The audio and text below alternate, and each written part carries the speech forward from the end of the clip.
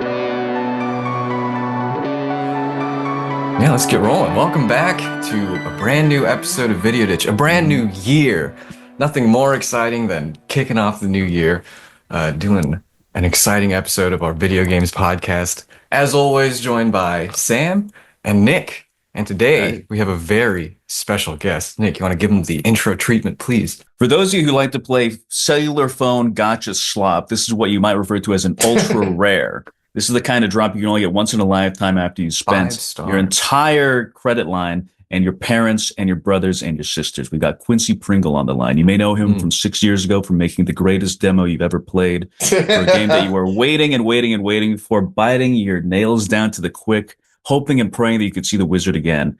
And we have found him. We've smoked him out of his foxhole. We've thrown the grenade in. He came running out. We caught him with the net. And now he's here to talk to us about what is going on, where he's been, and also that he's being forced to spend time with me at MagFest. This is a fact. It's true. And we're about to get into it. Yeah, thanks so much for having me on, guys. Quincy, thank you for joining us. Yeah, thanks for coming on. And before we get into it, I understand we have a little giveaway going on with today's episode. We did. I can announce the winner. I'd spun the big wheel the other day. I was hoping it would go to someone who was an actual other community member, but unfortunately went to our former producer, Hugh Man. That's funny. Oh, really? It already happened. It already happened. I spun the wheel, and that's the name that came up, sad to say. Okay. Well, big shouts out to Hugh Man. Hope you enjoy your prize. And you know what? Maybe he'll become another fan. You know, you never know. That's true. He has to. He said his plan is to wear them at the coffee shops and things and wait for girls to notice them and be like, "Oh my God, you know Other?" And be like, "Yeah, I actually know the guys who know the guy." Yeah. Wow. That's awesome. That's his in. Mm-hmm. Wow, way to use Video Ditch for good. I love that. So, and thank you to anyone else that participated. So, yes, please don't leave immediately. Yes, just don't be discouraged by your lack of free stuff. There'll be more in this brand new year. Yes, there's a lot of stuff coming. I mean, if the fact that we're starting out the year interviewing the Quincy Pringle doesn't tell you something, then you have not been paying attention. Exactly. Oh, thank you very much. Yeah, Quincy, how are you doing before we get into everything? Yeah, how is it? Right off the bat, I'm doing good. I mean, New Year's, at Christmas, all the holidays, the New Year's stuff for my family is crazy, honestly, because I come from a very large family, so there's always something going on. I'm pretty much I resign myself. I'm not gonna get anything done for 2-3 weeks. It's really only just now from a couple days before Christmas, would I be free? Except I'm about to go to MagFest, so I'm still not free. I mean, free, I get work in here and there, but so I don't know. But yeah, I'm good. I'm looking forward to MagFest. I'm looking forward to getting back from MagFest and just kind of getting back in the saddle, things back to normal. But yeah, I'm doing great. Beautiful. Fantastic. Yeah. All right, Nick, you want to kick things off? Yeah, so let's just get right to the root of it. What exactly is it that made you the man you are today, the developer you are today, the artist you are today? What are the experiences with gaming that made you think, wow, this isn't just a little toy for me to chew on and turn my brain off and let the lead paint seep into my blood and change me permanently? This is something that can really affect people, that can really affect me. Was there anything like that when you were younger? Let's see. I feel really, as long as I can remember, literally my entire life, I knew I wanted to make games. I can't remember a time where I didn't want to do that. I think so how I really got started with gaming, I guess to begin with, is we had a family friend that had a Genesis and an NES. Nice. And I was born in the mid 90s. So, it was pretty common back then for people to have, just that stuff obviously still around because it wasn't old at the time, it was only a couple generations ago or whatever. And we'd go over to family friend's house, we'd play their games and stuff. And after a while, they were just man, you guys like it so much. Why don't you you can have them. All of our kids are moved out of the house. It's totally fine. So, what a come up. It was awesome. So all my friends growing up, they had N64s, eventually GameCubes and PS2s and stuff.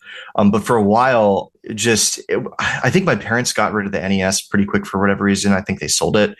But the Genesis I had for a long time. And what are some standout titles there for you? Yeah, so we had Sonic 1, 2, 3, Knuckles. So yeah, we spent a lot of time playing those.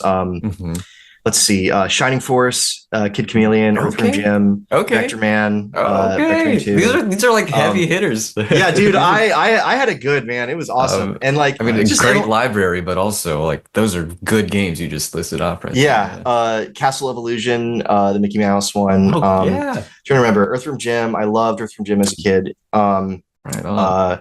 It was just like, I don't know, that I think the Genesis in particular really left a big impression on me as a child, because I really liked, compared to, I didn't understand at the time like sound chips and like hardware capabilities and stuff like that. You're not thinking about I would play the N64, I'd go to my friend's house and I played Mario 64, and it was like, all like the music, and stuff. It was real instruments. Like it was MIDI, whatever, it was like, okay, and then I would go and play like a Genesis game, and the sounds would be like so like alien and like foreign, and like they'd have this very evocative, like, otherworldly kind of sound to it. And I really liked that. I really dig that. Like I like Echo the Dolphin was another game that I had as a kid.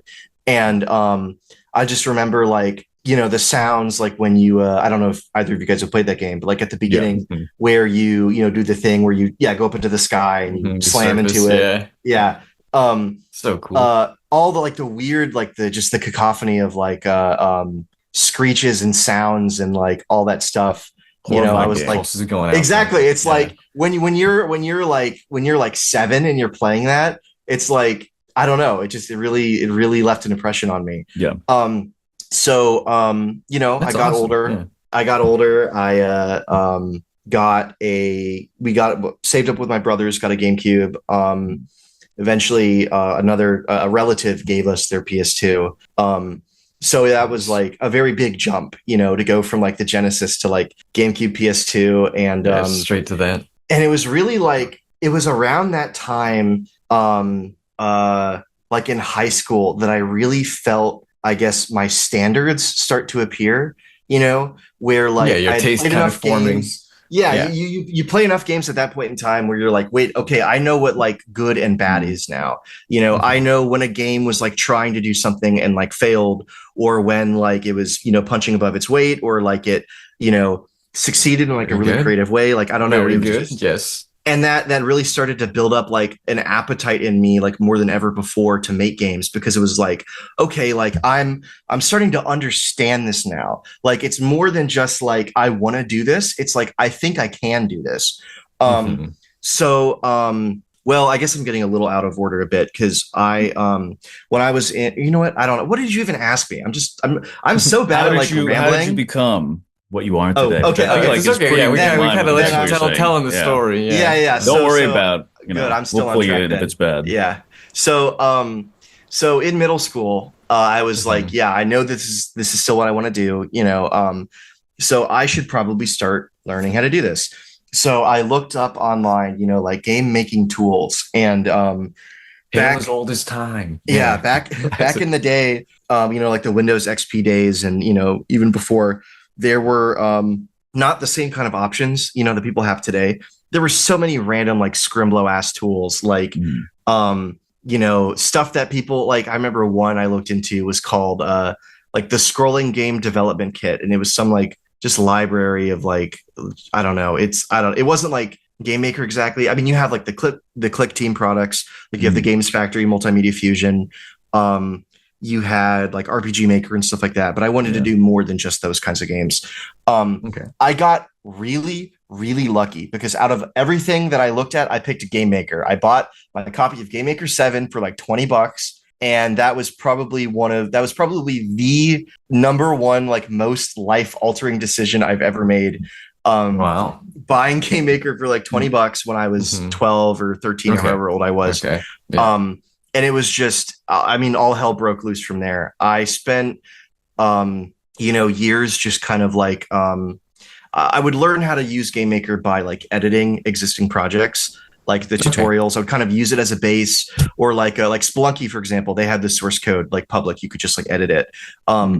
and I would just like start off with really simple, like kind of, you could almost call them ROM hacks, like changes to the graphics, changes to like values in the code, like stuff that I could understand. But just the more and more I mess with that stuff, the more I learned like actually how to code and like why things were done the way they were. And like, oh, this is actually dumb. He could have done it better if he did it this way, or whatnot. So that's cool, yeah. It was just growing in confidence and competence, I guess, until like and then high school, whatnot. And then my plan basically when I started college was I'm going to get a regular 9 to 5. I'm just going to do my thing, and I'm going to keep doing game stuff on the side. And then one day, when I'm like secure financially or whatever, I'm going to start to pivot into this stuff. But really like my junior and senior year, because I was going to school for like social media marketing and like business admin, like micro, macro economics, accounting, business management, whatever, like, and also like Adobe Premiere, like Photoshop, like, audio, video production, stuff like that. And it was just kind of like, once I got near the end of that path, I realized what I was actually looking at. And I was like, I do not want to do this. I don't want to do this. I don't want to work for companies like this. I don't want to do the things that I would do. I saw like, it's like fucking staring at like the avatar cycle where he like turns and you see all like the previous avatars, past lives. except instead of the past avatars, it's like lizard people. It's like, I don't want to be one of you guys. Like, I don't know. I don't want to go into this business world. Cycle. Yeah, exactly. So I was like, you know what? I don't care. I'm just gonna go for it. So after I graduated, world needs more artists. Yeah, the world needed me. Less lizard people. Exactly. Yeah, exactly. Yes. So I graduated school and I immediately opened my company, the Chimera Labs. And thank you. I'm actually really happy with the name. I just like, I don't know, because I really like HAL Labs, HAL Laboratory, but I was like, I want ahead of IBM. Exactly. And then I like, it was partially because of like Mother 3, like because like the Chimera Laboratories there, like near the end of the game. But I also just like the name. I just like how it sounded. Oh, it sounds good. Rolls off the tongue. And then I just did some like contract work here and there, just helping with music and just contract work is being very glamorous. It was basically like favors for people and stuff like that. But it kept me afloat for a while, and that's when like in college, that's when I was working on so sorry, I mentioned this earlier before Sam was here and before we stared recording.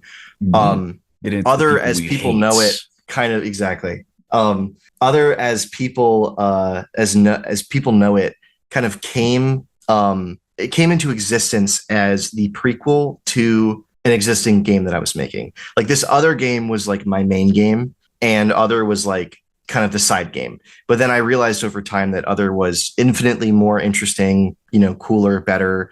It had the sauce, it had the mandate of heaven, and this other project did not. So it just, I put that other one on the shelf and kind of focused on Other, and it was kind of halfway there in terms of like demo and systems and stuff when I graduated. And so I spent the next like 8 months or so wrapping it up. And that's when I did the Kickstarter. And that's kind of where, how I got here. How you got here. Beautiful. You mentioned earlier, when you develop your tastes in high school, I'm always curious, like what do you consider like good qualities in games? Like what at the time were you? Oh man, like what do you look for? What do you search? Yeah, this is what makes a game good or artful. Yeah. So in my opinion, like I think one of the defining factors of a good game is, and this is a very like broad definition, but you accomplished what you set out to do. Like as simple as that. Beautiful. Is. Like if you had a vision, like you wanted to make a stealth game, and the way you did the controls or whatever, where it was like just it was at odds with what you were trying to do, where it's like you could not move, like you can't move stealthily or something like that, or you wanted to make a like a precise, fast-paced action game or whatever, and like you fuck up with the controls, or you don't have, there's not enough like depth to like the combat or whatever, like stuff like that. Like if you're making mistakes there, like if you aren't able to execute your vision, that's when I'd say you're getting, I mean, failure is a strong word. I don't know. I don't want to say failure, but like you're not accomplishing what you set out to do. So like Snake Eater, when I was in high school, I played Snake Eater and I was like, this now this is a game. Like this is a game with a capital G, where, Kojima and, these other guys, they came in, they knew what the fuck they wanted to do. They did it. They left. Like, and I think it's honestly like another game that I love, Neo Turf Masters. I don't know if you know what this game is. It sounds like a game about like a race war or something, but it's a golfing game. It's made by Nazca, the guys who went on to make Metal Slug. Hell yeah! It's on the Neo Geo. Yeah, exactly. That Turf Wars. Neo Turf Masters, Neo Turf Masters.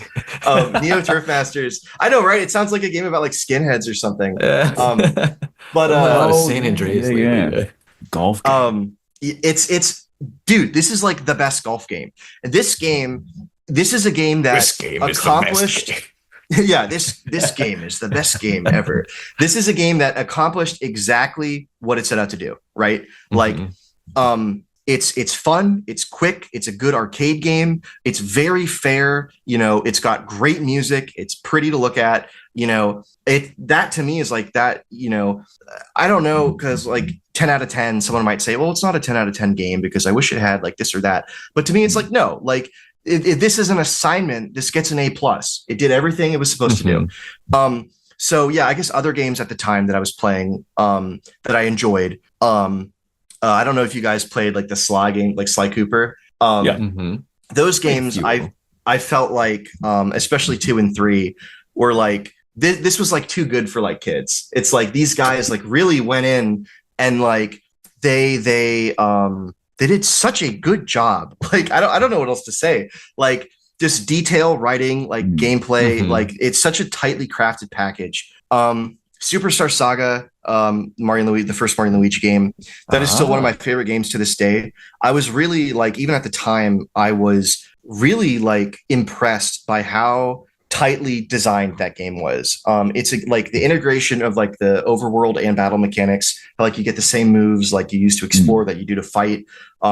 It's so polished. I mean, Mario, so it's like you kind of know, like, okay, jumping on enemies. If I jumped on a spike, that'll hurt me. Like, oh, a hammer, I can like there's so many things about the game that I feel like makes sense, like instinctively. I don't know. I was really impressed by that game at the time. Yeah, totally. I don't know. There's so many games that I liked from that time. I don't know. I'm sure titles. I'm sure you guys and also the viewers at home will at this point realized in horror that I tend to ramble. That's the whole point. That's the whole point of the show.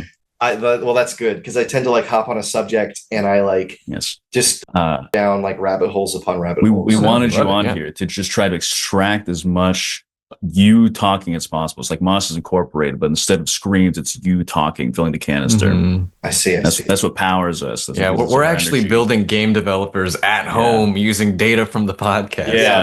I was gonna say you're the AI. Like Randall, whatever that guy's name is.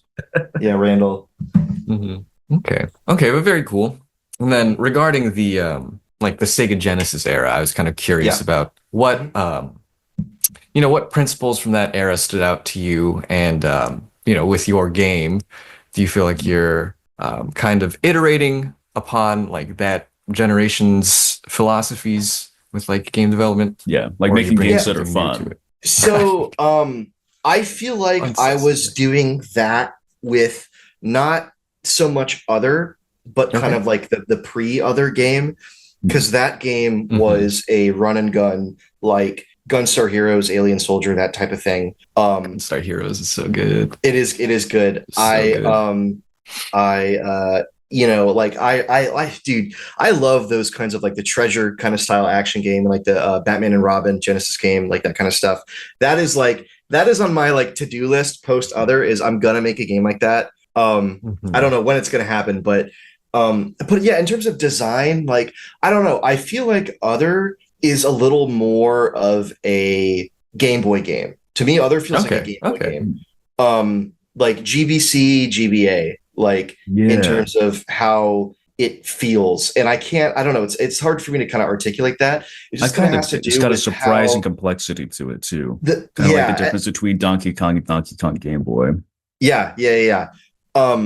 I feel like that's something that I like about a lot of GBA games, especially, is that it's like big things in small packages, where you might get a game and you realize that there's more to it or more depth than you realize, and you just kind of like this pocket little, tiny little pixel game, whatever, but there's just like a lot of stuff to do, a lot of stuff going on, a lot of cool systems. And also definitely, like in a literal sense, like, or not literal, but in a very obvious sense, like the 2D Zeldas, like Link's Awakening, the Oracle games, Minish Cap, that kind of stuff. There's a lot of that DNA in other, of course. Oh yeah, I could tell when I was even the Kickstarter demo, when you have the little, it switches perspective to the 2D side scrolling, and immediately thought Link's Awakening, Oracle. Oh yeah. Yep, exactly. Beautiful. Yeah, we kind of mentioned the game earlier, how it spun off from one of your main projects, but let's get into it. Let's talk about other, for those that don't know, for viewers just, tuning in, tell us about your game. Yeah. What is it? Okay. Yeah. So, Other, Her Loving Embrace, which I gotta say, so I like the title. But I hate the title when I have like a relative come up to me and they're like, oh, like, or like like, yeah, tell me about this like game, and it's like I just have to spit out this like artsy fucking Thanksgiving dinner. Title. It's like, you're making a game, bud. It's called Other, Her Loving Embrace, and they're just kind of like, oh yeah, I thought it would be called like Star Blaster or something. I thought it was like a Super Mario type thing. Yeah, exactly. So that's why I really like that. I have the URL otherrpg.com that takes you to the Steam page, because it's like I just say that it's like otherrpg.com. It'll take you right to it, and I don't have to do that anymore. But yeah, so Other, Her Loving Embrace is a 2D action adventure game, inspired by just, I don't know, gaming as an entire medium, I guess. You explore a world, like a Zelda style world, solving puzzles, unlocking, new parts of the map, getting new abilities, stuff like that. But you get into, battles, like enemy encounters, like other RPGs. I was trying to see if there's a better way I could say that. There's not. Right. Make an other type game, basically. Yeah. It's a whole new genre. Yeah, exactly. The other strand, exactly. Like, but yeah, in similar games, you get into like, battles and stuff, but instead of being like a, boring, like a turn-based battle system. Hey, now there's nothing wrong with turn-based games. Hey, I love RPGs, but the combat is not the best part. Damn, I didn't. Wow, dude, Donkey, can I have your autograph, dude? Holy shit! You didn't realize you're talking to Video Game Donkey? Yeah, man. No. I got damn. It doesn't matter. But yeah, it's so instead of like a turn-based thing, or even something like a Zelda 2, it's kind of like a hybrid between the two, where almost kind of like Mega Man Battle Network. I feel like it's sort of become like in structure, because it's like, yeah, dude, that's a perfect example of like a GBA game where you're like, okay, this is cool, and then it's like, holy shit, it's like, this is actually like so fucking sick. Yeah, this is not a game. This is now your job. Yeah. So in that but yeah, it's like Battle Network in that it's like the battles are broken up into like a strategy component and then like an action component. Okay. The strategy, you're picking like what special moves you want to do, what party member you're going to bring out. And the action component is it's become like a 2D Smash Brothers, Devil May Cry action sort of thing, knocking enemies around. Well, it's a little simpler than like a Devil May Cry, like character action type game. Hey, don't sell it short. It was surprisingly complex. I didn't even realize the command inputs were in it until like 3/4 of the way through. Wait, command inputs? Like, Yeah, like the uppercut, the dive kick. okay, that kind of I thing. thought you were saying like quarter circles and stuff, and I was like, No, I there's did not try supposed that to be. though. I Okay, did yeah, try that. yeah. I was hoping. Yeah. Shorten Well, I things mean, it's up. especially since the demo, it's come a long way. Like, because in the demo, this is the comparison I like to give people is the wizard had, I think, 4 moves. He had the uppercut, he had the dive kick, he had the punch, and then he had the launcher from the ground. And then Yes, now the Dante now he has classic. he has 11 moves. Just in his base kit. Yeah. So that's kind of like that's a good example of how the game the combat has evolved like Halo. The combat has evolved since the Wow. demo. We've really like I mean There's a I don't know flood why of I new say we so content. much. Yeah, because for the gameplay stuff, it really is just me. I don't know. I guess like a royal we. I think I say it as like a Right. deflection as a way As to the deflect savior of blame. gaming, you can use the royal we. Oh well, I mean it's Yeah, not out sure, yet. We'll get the there when we get there. messiah of gaming. Yeah. But yeah, it's really improved a lot since the demo days. But yeah, so it's like a mix of RPG world exploration Zelda type stuff and then like intense 2D combat. So with Genesis music. And yeah, that's really it. Very good. And how long? You kind of mentioned that the project's come a long way. When did you start developing it in earnest? So I guess not in earnest, but the project like if you want to know when like other the game maker file was created and I started this game really would be in 2017. So I've been working on it for a while, but I didn't really work on it much until I want to say the second half of 2018. And even by then, that point, had you abandoned the main it or was the other it was kind other of project? I'd say it was really only like in the middle of 2019 where I was like, yeah, you know what? I'm not going to just connect these two anymore. And there was always like a maybe kind of still lingering. But no, it like probably, yeah, like 2020 at some point I made the call like, no, there's no connection anymore. Okay. But yeah, it really like, yeah, so like a bit in like the second half of 2018 as I was like finishing up with school and stuff, but really like 2019 was kind of put the pedal to the metal. Like I want to get a Kickstarter. I want to get like a demo done. Yeah. Yeah. And this is a solo dev project? No. So it's mostly solo, I would say. But at first I was I'm not a very good artist. I can do a lot of things, but I'm not really an art guy. And I've become a little bit more of an art guy over time. As long as it's like kind of simple pixel stuff, I can do like tile sets and I can do like NPC sprites and stuff like that. But like I can't do like a big cutscene graphic or like anime sprites, that kind of stuff. You're already doing more than most. You know what I mean? Oh, thank you. Yeah. So at first, my friend Harry, who if you played a Detective Instinct, that new like detective man like Hotel Dust looking game. Yeah, he was one of the artists on that. He helped with that. He was working on like Mother Force / Oddity for like a very, very long time. And I think that one still technically is ? That's what we gotta get on next. Oh yeah, Oddity guy. The Oddity team. Yeah. The whatchamacallit? So he was helping out with art kind of like in the demo era.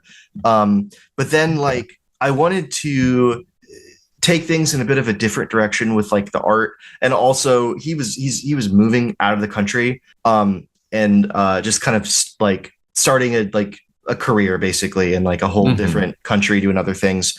So it was just kind of like it was an amicable split. Sure, just like just like literally circumstance kind of dictates. Yeah, exactly. So I needed yeah. So my friend Cam is now like the art guy.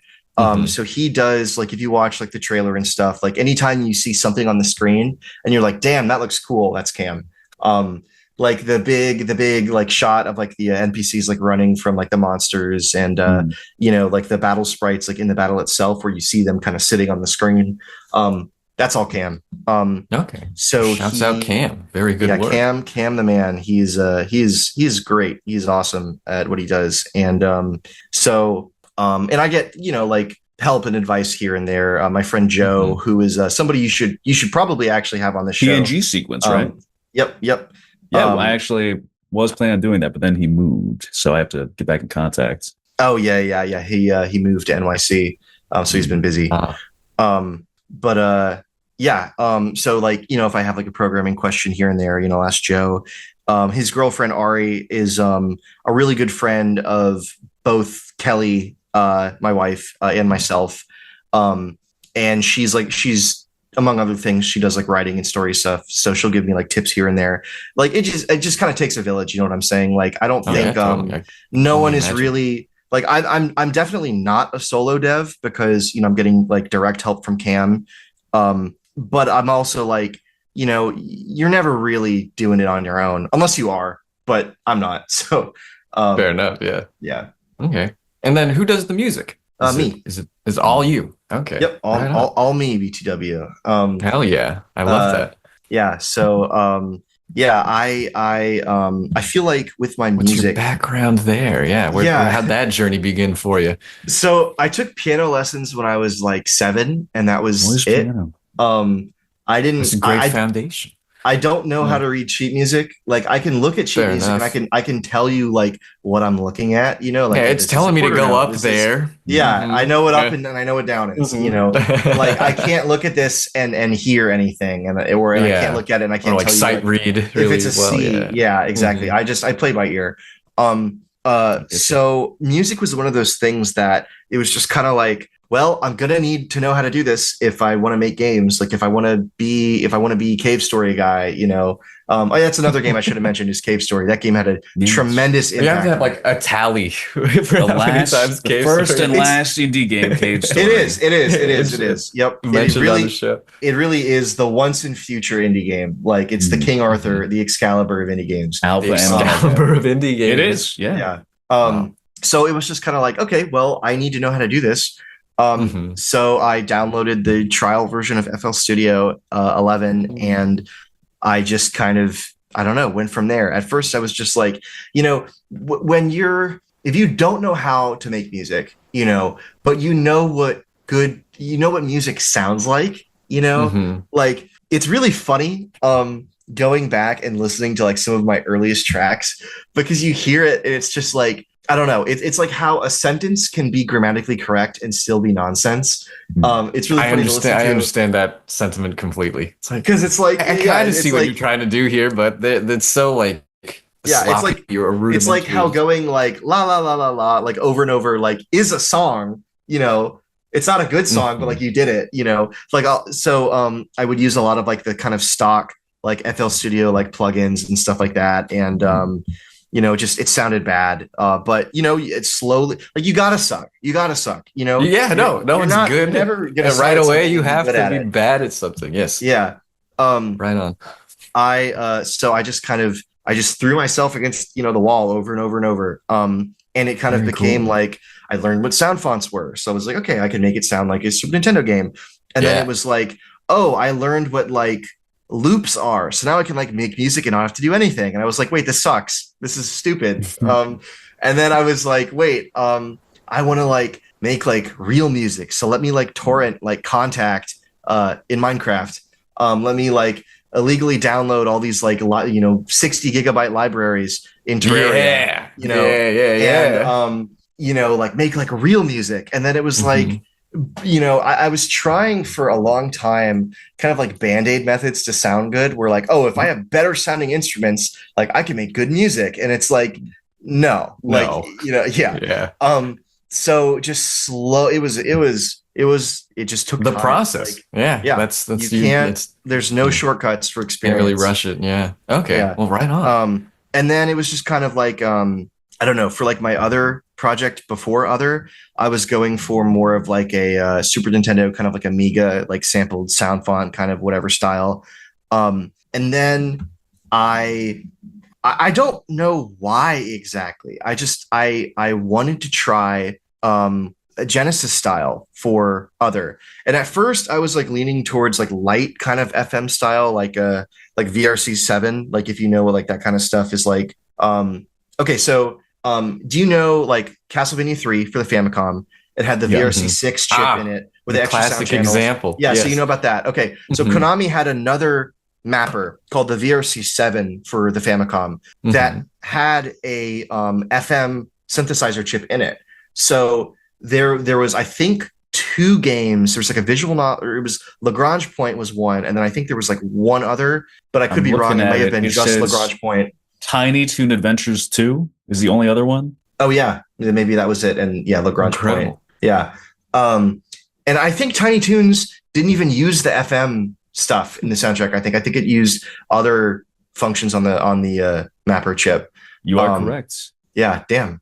I'm always really happy when I like remember little details like that. It's like, oh, thank God I don't have like early onset dementia or something. Like, I don't know. Yeah, this is what keeps you keeping it sharp, baby. Yeah, exactly. So yeah, at first I was going for like kind of like a light FM, like just waveform NES kind of hybrid. But then I was like, no, I want to challenge myself. And I think part of why was because a few reasons. Number one, I really like Genesis music, and I think that a lot of people, especially like earlier online, people really had like a fucking hate. They were out for Genesis music. It felt like people were just like, oh, this sounds like, you know, fucking robot alien farts. Exactly. Yeah, exactly. And it's like, but if you but it spend has a lot such a of time, texture, you know, exactly. Like if you spend a lot of time with the Genesis library, you know that it's more than that. Like you have games like Gauntlet 4, you know, Shining Force 2, you know, stuff that is just like it's beautiful. Like it's awesome. There are some stinkers though. I'm not gonna lie. Oh yeah, 100%. And I don't know how much you guys know about like game hardware and like stuff like that. Do you know about like the whole like Gems driver and like all that stuff with Genesis? Not at all. I just know what they said on the ad. Yeah. So with the Genesis, there wasn't really like you know, and this is all like from my recollection. So could be wrong. Hold them accountable to this one. Yeah, I was gonna say, I'm sure people in the comments will be happy to correct any of my I hope information. so. But you have like when people got like, you know, like a Genesis dev kit or whatever, there was not really any support for like audio. Like if you wanted like audio driver stuff, you had to code it all yourself. So what ended up happening was that someone, I forget who, I think it was Sega Technical Institute, unfortunately named STI. Yeah, they developed a audio driver like sound production suite called GEMS, which stands for Genesis EMS. I don't know. It stood for something. And it was basically a way to like notate kind of MIDI style, you know, music and like make music and stuff. It had some extra features like enabling and disabling like channels on the fly for like dynamic stuff and whatnot. And really GEMS as a tool is fine. There really isn't anything wrong with GEMS. It's just that GEMS came with a bunch of really shitty sounding instrument presets that 99% of people who use GEMS never bothered to change or try and do custom stuff. So that's why you have a lot of Genesis games where it's like, oh, this sounds exactly like this other one. It's got like this weird kind of tinny rink-a-dink whatever sound, you know, and it's like, it's because they use GEMS and they didn't bother changing any of the presets. And you have some games that did use GEMS that still sounded fine, like Earthworm Jim, Cool Spot, you know, like the Tommy Tallarico, God rest his soul, like he used GEMS for all of this stuff. You know, it's so funny. I grew up loving Tommy Tallarico.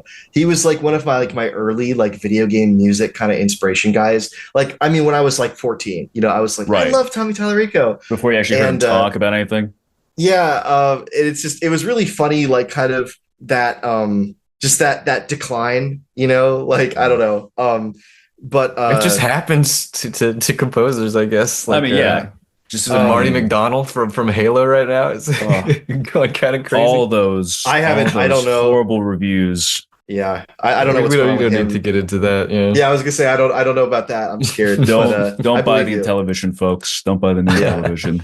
So I wanted to like not rehabilitate like Genesis music, you know, because obviously like that's a fucking very like egotistical thing to say. That's not what I meant. I'm gonna fix this thing. Exactly. But I wanted to show people that you can have a game with a soundtrack,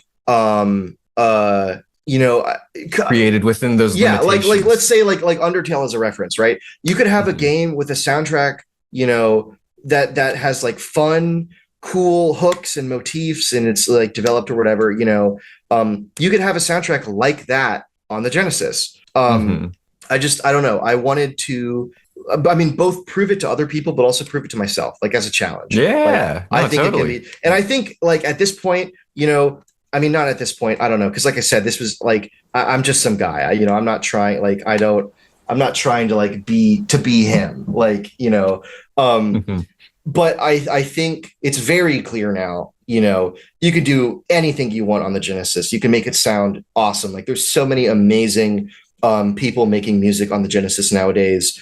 Shout outs to Savage Regime, who is like the god of the Genesis. Seriously, like you guys need to look up this guy's stuff on YouTube. Like Savage he'll even Regime? do Savage Regime. He'll even do covers of Genesis songs, like stuff from like Sonic 3 and stuff. And you're like, dude, it's the same instrument, the same game. How can you make it sound better? But like if you look up like, I don't know, Angel Island Zone, Savage Regime, or like Launch Base Zone, you'll be like, dude, how does he do it?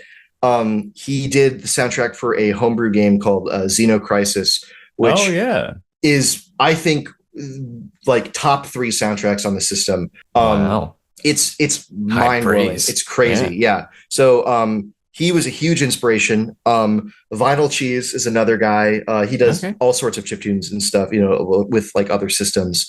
But his Genesis stuff is so clean. It's so nice. And then you have like a million people on SoundCloud and stuff, like so many people who are just cranking it out.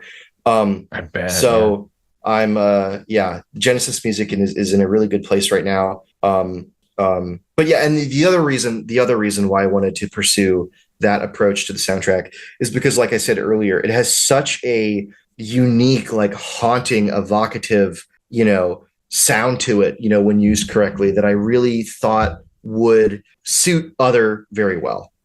Just for the kind of game and story and stuff that thematically, like, yeah, exactly. Right, so cool. Yep. Okay. Regarding the story, how much of that are you willing to divulge, I suppose? Well, you can ask me whatever you want, and we'll see. We'll see we'll just have to see. What exactly from the initial Kickstarter demo is the same, if anything, between then and now? How much of that has been altered? I would say the demo is still 100% canon. Things may be a little different than you would expect, but it's the same course of events. Like the demo, still happens in essence. There are some things behind the scenes that have changed a little bit, where like, I'm trying to think of like an example where it's like, let's just say like, instead of the cycloid, like the monster you fight in the demo, instead of the cycloid being like, I don't know, like a spirit, he's like a robot, that's not actually the change. Like that's not actually changed, but there's just a little things like that, where it's like little background, like the context of things have changed like since the demo a bit, but it's still largely the same. Right. So go into the ruins, find the lab, fight the witch, that kind of thing. Yeah. Okay. Well then, yeah, for the listeners at home, what's kind of like, the basic the story premise. Yeah. The synopsis here. Yeah. Let's start there. So Other Her Loving Embrace takes place in a village, but it's like more than just a village. It's like kind of like a small area of a kingdom called Chestertown. Chestertown is a very insignificant part of a larger kingdom. It is kind of like there are people living here because strategically there are people who need to live here, because like if like how there's, I don't know, not Alaska's not a good comparison, but it's just like, I don't know, like if a war were ever to happen, like, it's good to have infrastructure here in case we need to do whatever, but like the world's at peace, everything's fine. So these guys they're just living very remotely.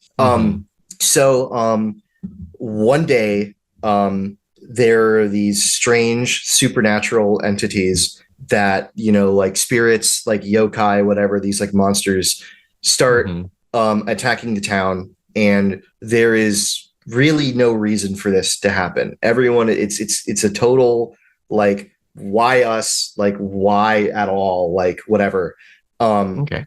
And these people can't get help. They are trapped, and it's just kind of like, what do we do?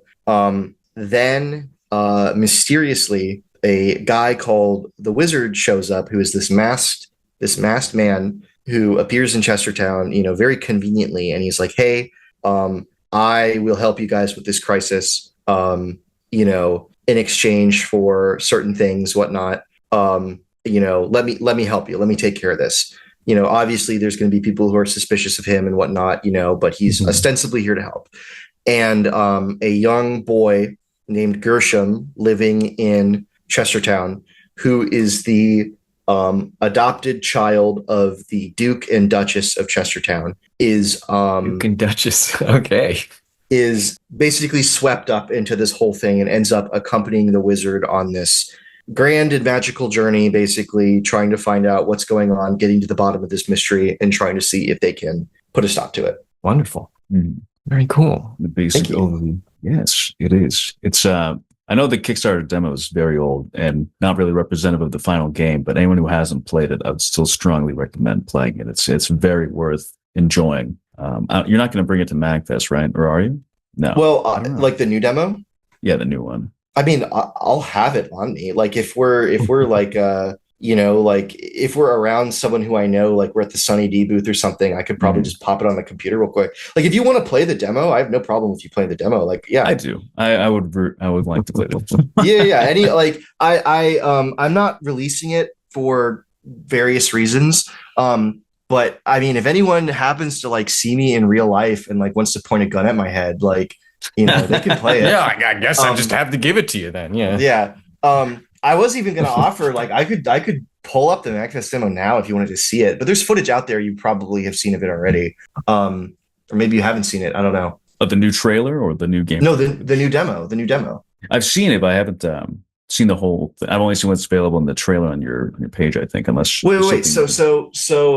Okay. So I guess you didn't see. Yeah. I released, like, on YouTube, there's a recording start to finish of the entire new demo. No, I haven't. Which is like going through the redone outpost, like the Celestian outpost from the old demo. It's everything from like the start of the from when you get to the dungeon to when you beat like the Cyclops monster. Okay. So I can link that to you if you want. But yeah, that's the demo that we had at MagFest for 2025. Yeah. I will not watch it, but please send that to me because I want to play it. Okay. Right on. Okay. So with the game's story, you mentioned sort of these extra dimensional or supernatural kind of creatures. Are you exploring anything regarding like folklore with creatures or anything like that? Or is it purely like fantastical? Just like we're just using that. Yeah, no, it's there's a mix. There's a lot of like there's a mixture of like Western, like American, European, Japanese folklore. Really, just like a hodgepodge of some stuff here and there where it's like Dragon Quest. Yeah, like I mean, so in other, we're kind of taking the Earthbound route a bit, where you have not just like these like spirits themselves, but you also have kind of animals and other creatures that have been, that have been riled up. Like I think in Earthbound, the line is like, "Oh, Gygus is like, he's making them violent influence over their minds or whatever." Yeah, exactly. To beat them to death. Exactly. There's a bit of that. There's a bit of that going on too. So it's not like everything you see is like a otherworldly spirit monster. Okay. It's usually, and that's something that was kind of ambiguous in the demo. But in the final game, it's usually pretty clear if you're fighting something that's like a spirit or something that's like more mundane. So, but yeah, there are, both in terms of like the supernatural guys, but also like the, real guys, there's a like a yokai in Japanese, mythology culture called the, Nurikabe, which is like a wall, basically like a fake wall spirit that, exists for you to bump into and get lost and confused. And we have we have like our interpretation kind of a Nurikabe, like in the game, for example, like, yeah, just as an example. So yeah, we got some cool stuff, you know, some things people will recognize, or things that people, you know, won't recognize, but it will enrich their lives anyways, because they're learning about history, even if they don't realize it. I don't know. That's the best way to learn. Yeah, there's a lot of fun stuff to pull from. So yeah, fantastic. Yeah. Looking forward to it, to say the least. And so outside of the grand overarching story, let's not get into that, because frankly, I don't want to know. I'd rather experience it. If you just tell me the whole thing, what's the point of even playing the game? Right? Exactly. What's the point of even finishing the game? Yeah. Now that we finally got you, just tell us everything that happens. That's pointless. Just wait until the game comes out and wait for some guy who's not very funny to make a 6-hour video going over the whole thing and screaming or whatever. But with the game itself, what would you say are kind of the core themes and concepts that you want to explore with the game? What do you want to next question? Yeah. What do you want people to feel or think about as they're playing Other? Because I mean, there seems to be a very clear sort of found family sensation or theme in the initial demo. You know, this is where I think I got to say it's a surprise. Okay. Ooh, love that. Okay. All right. Looking forward to the wizard taking over. Gershom is removed and it's completely wizard for the entire game. Yes, yes. Yeah, just the way we like it. Okay. So all themes and concepts are a surprise, or just the one I mentioned? I mean, there's a lot of like smaller themes, like I would say like, or just things that I want to, emotions and feelings and concepts I want to, like more mundane work out or domestic through, stuff. Yeah. I mean, but in the sense of like, there's a lot of stuff in Other that is inspired from like real experiences and like hobbies and certain things. Like I'm talking like Miyamoto exploring, like Zelda, Chain Chomp dog, Pokemon bug collecting, like type stuff, where there's a lot of things that I was like, you know what, these damn kids need to get outside and like go shrimping, you know, to convey the joy of shrimping, for example, is something that I felt was very important to convey in this game. Yeah. So here's a bit of other lore for you. So shrimp in Other are like, I don't know, I want to say like minimum like 3 feet long. Like that's like a baby shrimp. Like shrimp are fucking huge. They're like orcas. They're like killer whales. Jumbo shrimp. Yeah, and it's not terribly important. It's not really important to the story like at all, but it's just like a thing. You have giant shrimp. You have like, for example, if you went to like a fancy restaurant in the Other world, you might be able to order like a shrimp steak, where they just cut like a fucking slab of shrimp, you know, and grill it, you know. I don't know if I like shrimp that much. Yeah, I can go for that for sure. Yeah. But like in the trailer, you know, you can see that there is a shrimping like tower defense minigame. So I love going shrimping in real life. I love shrimping. And shrimping, if you don't know how it works in real life, it is kind of like a tower defense game. What you do is you can do it like from a dock, or you can do it on a boat or whatever. And I'm talking like not like Forrest Gump, like commercial shrimping. I mean, like not Deadliest Catch. That was what I was envisioning right now. Yeah, like, no, I mean Gump like right now, like no, like you get on like somebody's boat, like your pal's boat, your dad's boat, you know, or you go on a dock and you do this. You wait for the tide to be changing, like rising tide, setting tide, you know, where the water is moving, and you want to be like at a choke point, basically. We're like along a river, you know, we're like all the shrimp and stuff is like going through a particular, you know, an opening, or like, you know. So what you do is you have these green like LED lights, right, with weights on the end connected to a rope, and you throw them in the water and they sink a bit, and the green light illuminates the water without disturbing like the fish and the shrimp and stuff in the water. But it lets you see everything that's swimming, like moving past you like a choke point. Then you have these big old nets, these big old rods, where like the pole might be like 6 to 8 feet long, with a huge, you know, net on the end. And what you do is you hang out, you shoot the shit, you know, you drink, eat some snacks, play music, you hang out with your buddies. And then you see shrimp go by in the water, and you just scoop them up. You just, you know, quick, you got to get them before they go by, but you scoop them up. And in Florida, which is where I live, the legal limit is 5 gallons. So on a good night, 5 gallons, you can fill up a 5-gallon bucket of like hot dog size shrimp. Holy shit! Then you go home. Crazy. You go home. Something in the water. Exactly. Yeah. It's the it's all the Publix nutrients in tender the subs water. that people throw Yeah. and then the water. Honestly, don't knock them. They're great. They are good. No, they're fantastic. I feel like there's a lot of little like so maybe themes isn't the right word, but there's a lot of like simple joys, things in life that I think are fun and exciting and like interesting and or just things that I like and I want other people to like too.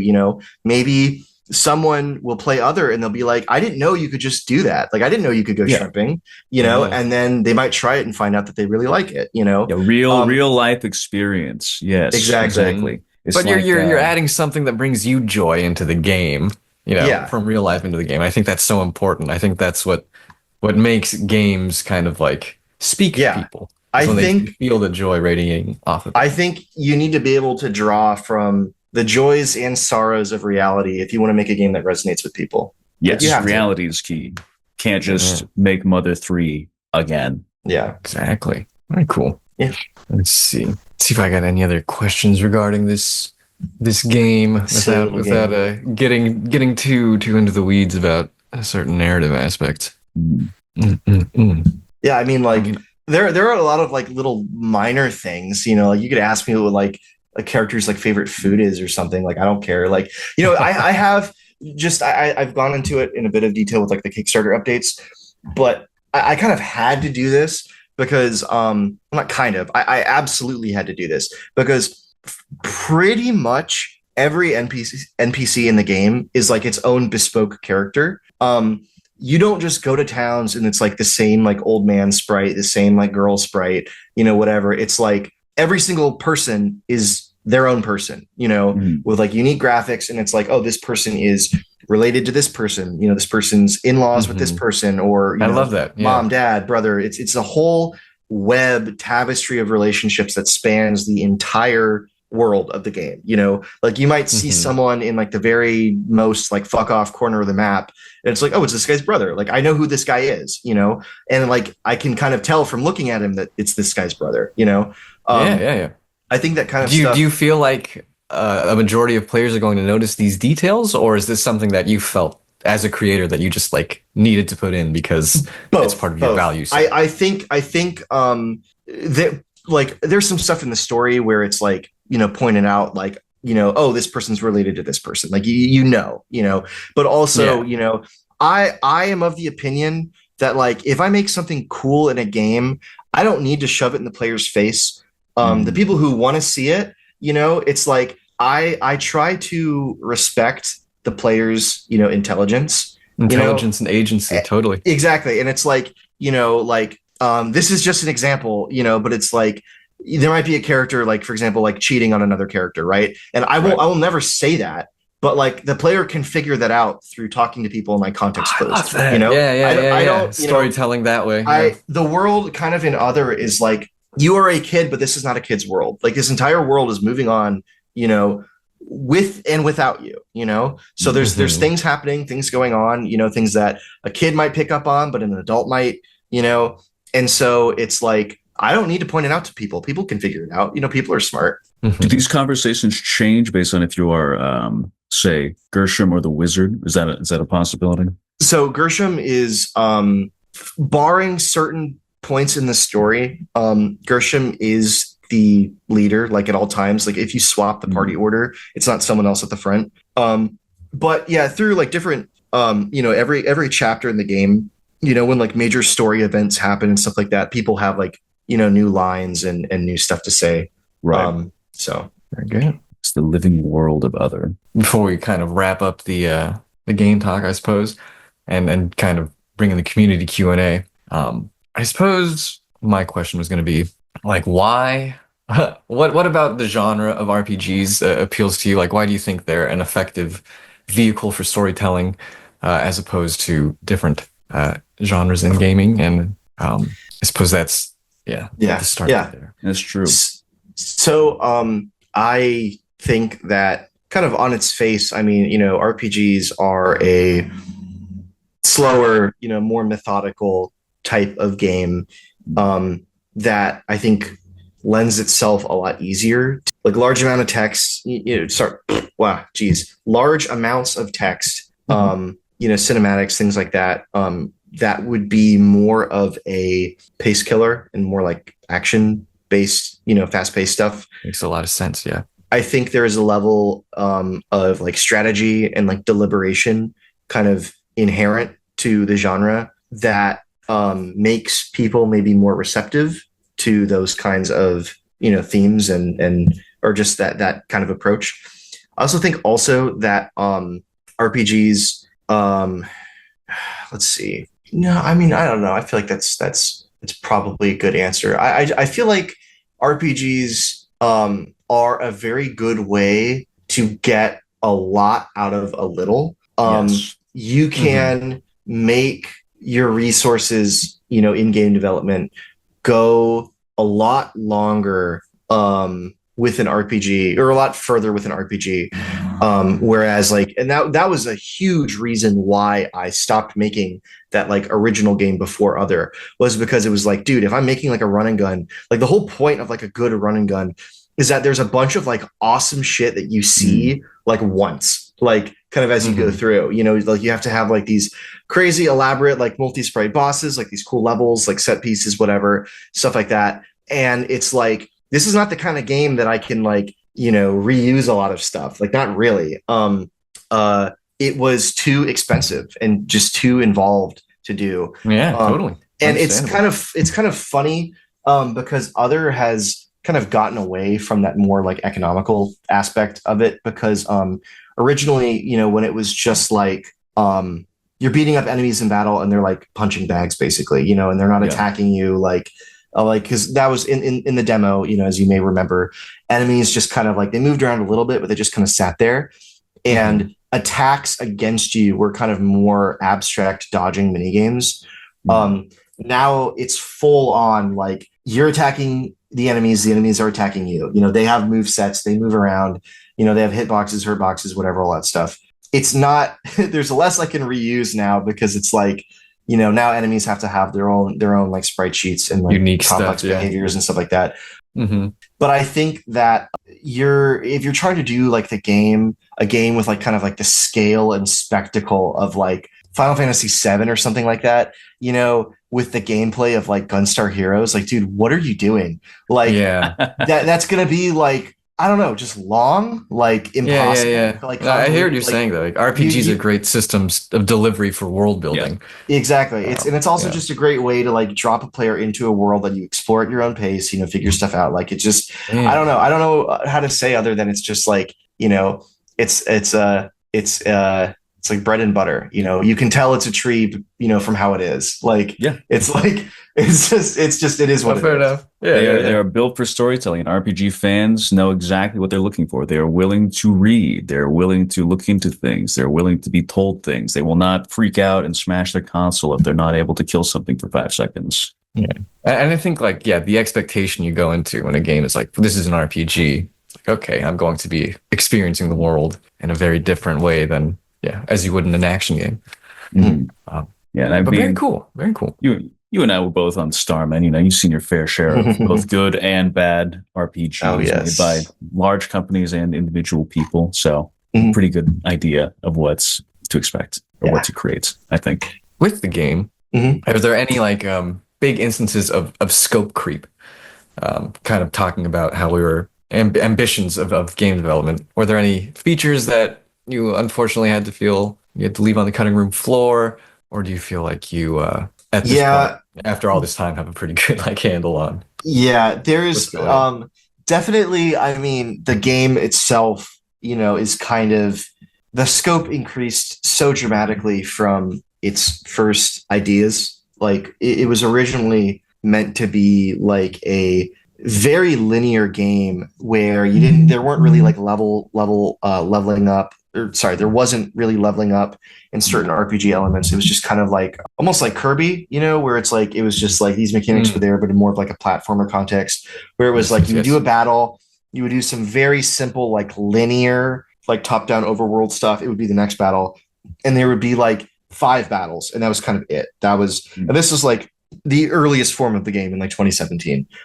Okay, and then it became like, okay, well, we'll do more of like a Zelda kind of exploring thing. It'll still be on a grid. We're going to keep it like feeling kind of like an RPG Maker game, you know, in terms of overworld stuff. And then it was like, okay, well, I want to have more complex puzzles. And then it was, okay, well, you know, we need to take this off the grid so that we can do, you know, more fun, better overworld things, you know. And then it was like, dang, this battle system is like, I talked about this in a Kickstarter update, like kind of the demo approach. Like this does not scale up well when you're adding like multiple enemies, and stuff takes so long to do. It just doesn't flow very good. So now we got to redo that. Okay, the way we redid the battle system isn't really flowing that well either. How can we like consolidate turns and like speed up the pacing? So now we have like the new format, like I mentioned earlier, where, you know, everyone's fighting all at the same time. I feel like, I mean, in a lot of stuff too, like the NPC stuff, like I mentioned before, where like everyone's unique and different and stuff like that. It increased the scope, but I feel like all of the increases of the scope were, I mean, I don't want to say necessary, because it's not like I needed to do these things in order to finish the game, but it was just like, I don't really want to make the game without this. There were definitely compromise. Yeah, there are definitely some things that Cam and I have been like, yeah, we can't do that. Like, this is so awesome, but like, we can't do that because this would take so much time. Is there anything that you had to cut that you absolutely will not put back in the game you can talk about? I honestly don't know, because like there are things that we've said we maybe even want to do like after the game comes out, you know. Oh, it'd be fun. Like, well, I guess for an example, you know, like, yeah, here's a good example is like animated sprites, right? Like the battle sprites are like static, you know, like when you get into a battle and, you know, they're like sitting in the middle of your screen, you know, whatnot.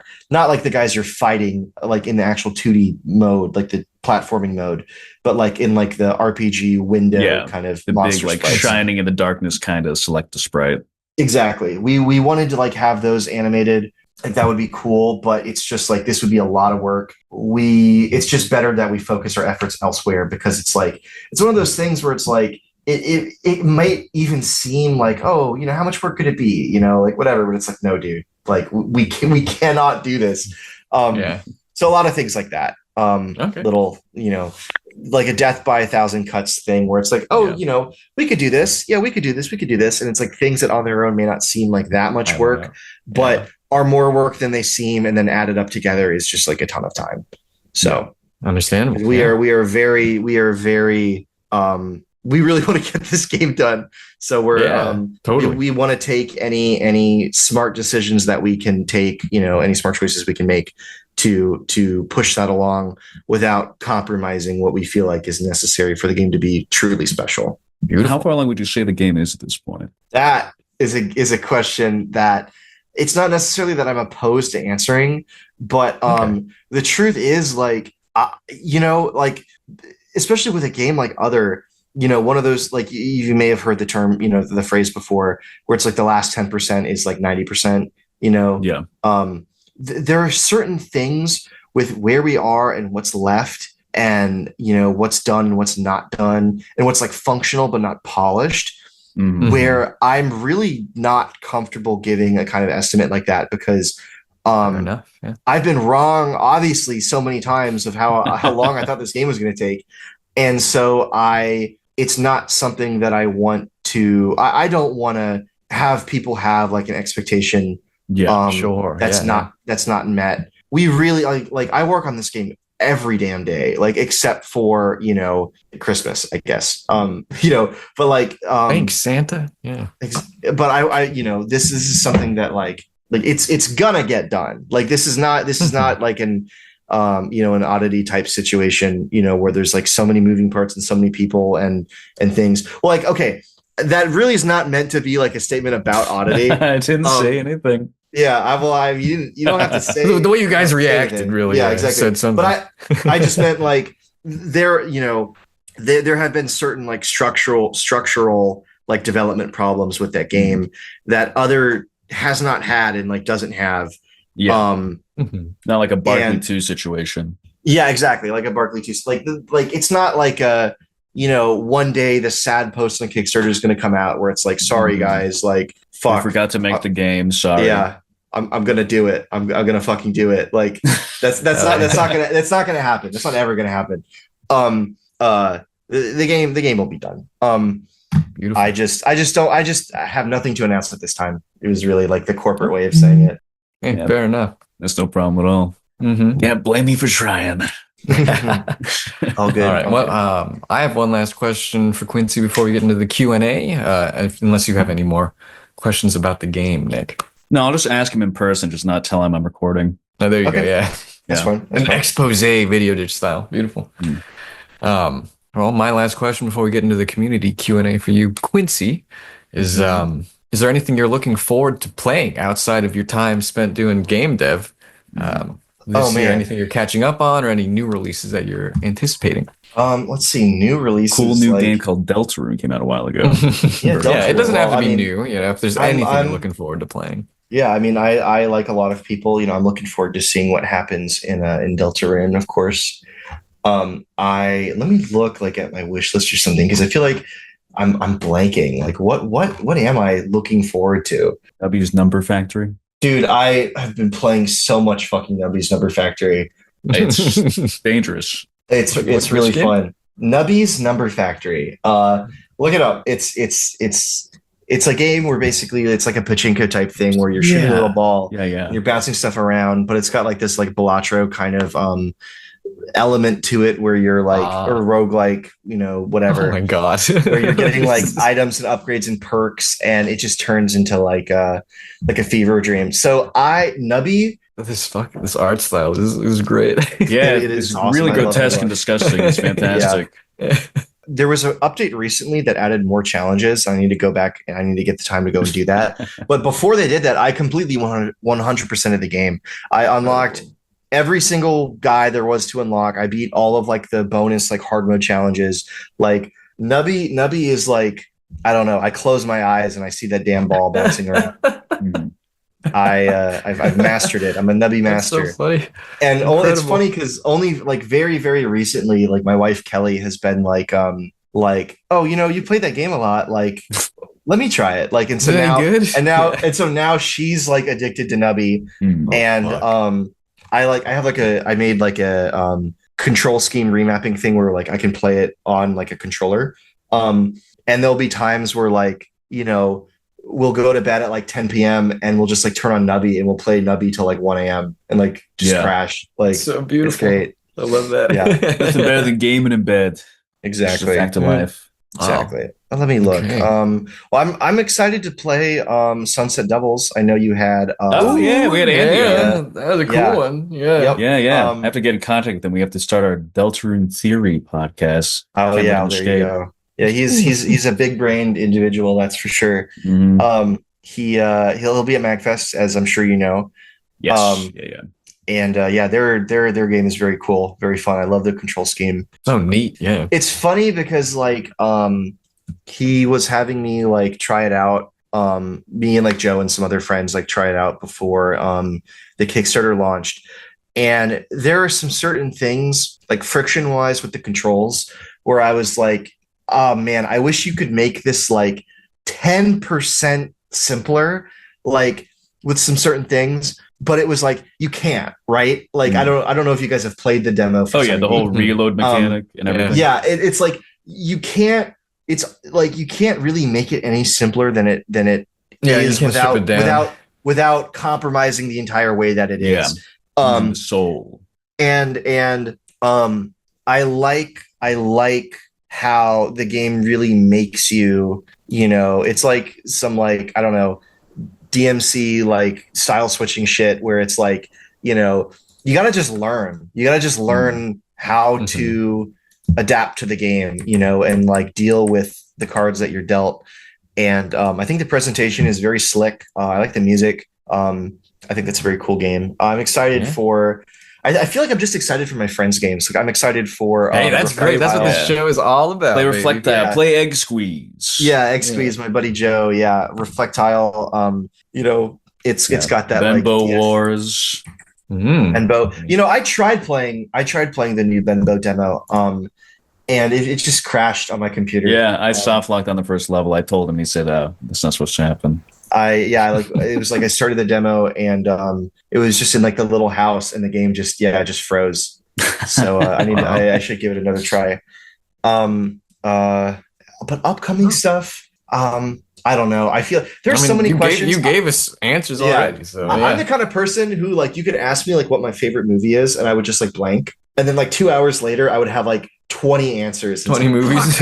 Yeah, exactly. So I try like yesterday when you sent me kind of like the little skeleton. Notes. Yeah, the little skeleton of like some of the things we talked about today. I was like, I have to write down some of like the games and stuff that I like, because I know on the spot I'm not going to be able to remember anything. Your recall just like crashed. Exactly. I understand completely. Exactly. Beautiful. Well, shall we move into the community Q&A? We have quite a lot. We have quite a bit. Yes, there is. Yes, sure is. I'll start us off coming in from Donnie Q. Love you, Donnie. He asks, what's your favorite non-RPG? So I saw that question and I was just kind of like, damn. So I have to pick like a favorite game that's not an RPG. And it's so hard for me to pick just like. It is broad. It's a broad I do not have a single favorite game. I just don't. I feel like, I don't know. What are your main genres you play? I have where is it? Like one of those like 3x3 images I made a long time ago. Let me just look at it. Here's what's on it. Here's what's on my 3x3 that's not an RPG. I got Devil May Cry 5, Neo Turf Masters. Good one. Golf game. Hell yeah. Yeah, dude, you gotta play it and you'll understand. Neo Turf. I don't understand, so I'm so like curious about this. It is awesome. It is like just such a pure arcade experience. Whoa. Yeah. Those sprites are real good. It's great. It's like, it's got like this like rotoscoped, but like hand touched up like animation, like for your little golfer guy. In between rounds, you have like if you lose, they'll get mad and like bend. Oh yeah, I've seen them screaming. Act like they're gonna smack. Yeah, it's so funny. Every character's like a head swap of each other. Like it's like kind of like edits of each other. I like to pretend that the secret lore of this game is that all these characters are like, they all have like a dad who's like, I don't know, like the Gold D. Roger of like golfers or something. He's like the master golfer, and they're all his like bastard children. Exactly, and they don't know it. Funny. It's a fun game. But let's see. Sonic 3 and Knuckles, Mario Picross, Cruelty Squad, Doom. Ooh. Which Doom? Like the first Doom, for like Doom 1 and 2, like just OG Doom stuff. Okay, so DOS. Yeah. Oracle of Seasons and Ages, nice. And Smash Brothers Melee. I'm not like a competitive Smash guy at all. I really like Melee for like what it is, like the pick up and play, like the adventure mode, the events, like it's such a unique time. Like if you really think about it, like Pokemon was just Gen 1 and 2 at the time. This was all like, this is N64 era Nintendo in higher definition, right? Like, you know, it's Ocarina of Time Link, you know, it was just true, yeah. It's like 1999 Nintendo. It's really cool. I love peak Y2K Nintendo vibe. Yeah. Just watching the Melee announcement when E3, the screams, you're like the predecessor for what gaming reveals would become. Yeah, I love the guy in the crowd who's like, ice climbers, like, all right. It's a great reaction. Maybe the only reaction worth watching. Like genuine joy. Take the next one, Nick. Yeah. So from Tharmor, what are some of the main game design philosophies you value in games, and how do they apply to her lovely embrace? Yeah, kind of touched upon this, throughout the episode. Yeah. You got to distill it, I suppose. It was so my design philosophies. Game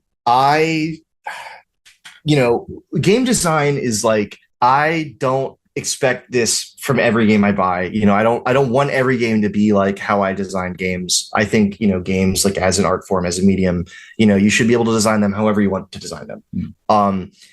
How I like to design games is like, you are fucking Gohan and I'm Piccolo. Like I'm training you. Like you might think I hate you, but I don't. I'm here to help you. I am on your side, even if you don't think so, even if you don't realize it. things might get tough, things might be hard, gameplay wise or story wise, but it's challenging you. But it's like, I am exactly like, I'm here for you. Like, look, I understand you have given me money for this game, hopefully. And I want to honor that. I want to give you a good time. I want you to learn a thing or two. I want you to come away with something maybe you weren't expecting, try something new, broaden your taste or horizons a bit, have an experience that sticks with you. I'd say like, it's a little more abstract in terms of like actual like gameplay feel. But to me, all that stuff is like, that's the number one priority, right? It's like, I want to make something that is like respectful to the player of their time and their money, where you had a good time, you had fun, you feel satisfied. So how that like, I don't know, maybe tends to manifest. Well, it's another one of those things where it's like, because really we're talking about others specifically, like, with this answer, like kind of by necessity. There's like with other, I do have some difficulty options in other, that's one thing that the demo did not have, but the full game does have, where there's some difficulty options. But I tried to think about it. Must die. Exactly. Yeah. Pretty much. But when I think about like what a game like Other someone would have trouble with, it's not really like a numbers thing, like in terms of like, oh, enemies having too much HP or whatever. Like there's a bit of that, but I've found that it more has to do with like reflexes and like reaction time and certain kinds of stuff where it's like, I could hand my dad the controller, right? And like, he knows like, yeah, okay, if an enemy is about to attack, like I got to jump out of the way, I got to like get behind him and like hit the attack button so I can hit him with the axe or whatever. But he's not someone who's, been playing games. So yeah, he's not going to have that muscle memory, that reaction time or whatever. And so when I work with like the difficulty stuff with Other, I am trying to make it to where different people with different levels of gaming experience and like kind of skill are able to have the same experience. Like, it's not like on this mode, guys are bullet sponges, these guys are sponges and these guys aren't, where like someone playing on easy mode is going to have like a dramatically different experience, but so that being said, like Other does have, some like actual difficulty setting stuff. But in the terms of like how that relates to my design philosophy, like in the game itself, there's usually always something you can do to give yourself an edge if you're having a tough time in Other. Like there might be, like, if you explore just a little bit more, you might find a sub weapon, that deals a certain damage type that is really good for this boss, or you can equip this certain thing that changes how you like handle certain kinds of damage or whatnot. Like if you strategize, there's usually a pretty good way to overcome like anything that you're dealt, so that even players who don't have the same technical skill, if they're able to be a little bit creative, they're going to be able to, surpass and like get around stuff. Like I think of a game that I kind of think of that does something sort of like this is like Morrowind. Like Morrowind is just like great game. That game. Here's a perk up. Yeah, Morrowind is just like, dude, here's a problem. Here are 10 billion ways you can solve this problem. Like, if you think it's hard because like, oh, like the fucking combat is scuffed. First of all, fuck you. Second of all, second of all, like, okay, you don't like the stabbing stuff and the stamina, whatever. Like, that's fine. There's a bunch of other ways you can solve this problem. You could, brew a potion that lets you like jump 50,000 feet in the air and squash this dude like a bug. Like, I don't know, like it's a game that really rewards that kind of outside the box sort of thinking. And that I feel rewards like your real life creativity. Exactly. That's the game. That's an example, I think, that really sums up what I like with my games, is that it's like, I understand that completely. Is like the game is giving you so many tools and opportunities to succeed, even if the player isn't immediately realizing it. And it's up to the player to kind of put those pieces together, and like accept my like invisible help to like to get it done, and then they feel good, you know. So you feel like you yeah. Very good. Very good. Thank you. From Eli Chungus. Eli Chungus, They ask, are you a fan of Mob Psycho 100? Did the dynamic between Mob and Reagan inspire Gershom or Wizard's designs? So I feel like that's a pretty obvious comparison to make because Mob and Reagan kind of have that. Yeah, you got the bowl cut. You have that like mentor, younger figure kind of dynamic. Yeah, Huckster. But truthfully, Gershom was designed by Kelly in like the beginning of 2017 or so. Like it was, and I think the anime came out in like 2018 or like late 2017 or something like that. She hadn't heard of it. She didn't read the webcomic, and I didn't tell her about the anime and stuff till later.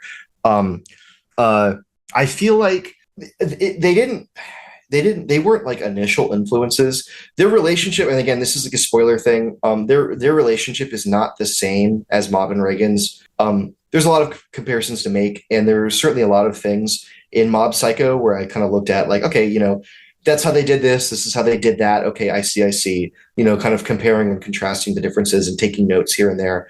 But I don't think they were like they weren't like a template. I feel like if anything, and this is a comparison I've made before, it's like Coach McGurk and Brendan from Home Movies. Oh,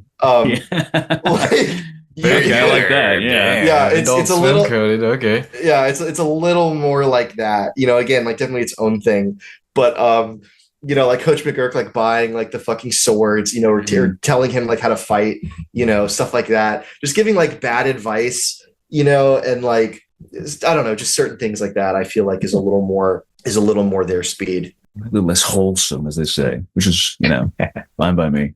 From Mod XD. What is your process for making music for a project of others' scope? And what is your favorite track you've made so far? Well, my favorite track I've made so far, nobody has ever heard, and I can't say the name of it. Damn, it's called the secret track. The wizard turns fucking evil and kills everyone. This is the ending of the game. Shit. Fuck. Yeah, I can't, you know. What do you meant by that? Yeah. Whatever it means. Oh my gosh. There's so many things I want to say. Like, there's certain, like, so many jokes I want to say sometimes about, like, kind of fake or potential, like, directions for the game story to go.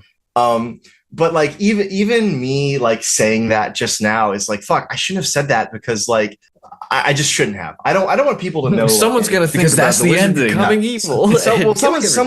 Someone's just gonna overthink that. Like the fact that I said it, you know, they'll be like, "Oh, podcast." Yeah, he said it's true. Yeah, or it means that it's not true because why would he have said it publicly? Like if it was something that was actually the wizard is incorruptible, actually. Yeah, actually two endings: the evil wizard ending and the other one.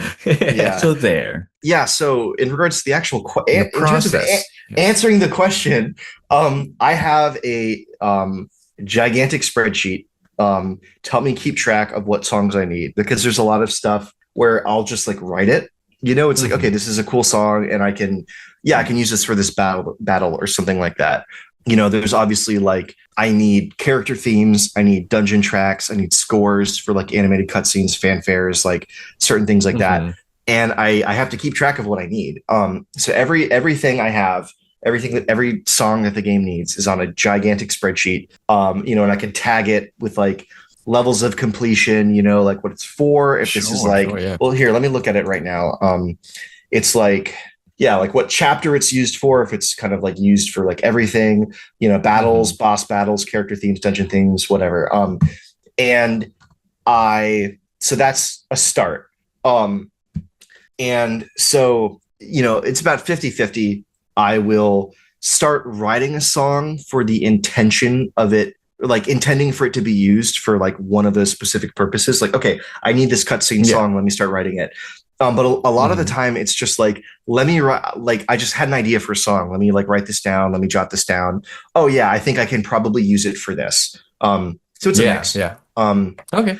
I think, in terms of favorite songs where I like can say, the remade versions of Ember of the Heart and Vehemence specifically go like so incredibly hard Like, I'm so jazzed for people to hear these because it's like night and day. It's like the difference between like, I don't know, playing like Pac-Man on the 2600 versus like Pac-Man arrangement. Like, it's like there's such like punched up upgrades. I'm really excited for people to hear them because those were songs that people really liked from the demo. So very cool. It changes the Wizards theme real quick. The Wizards favorite.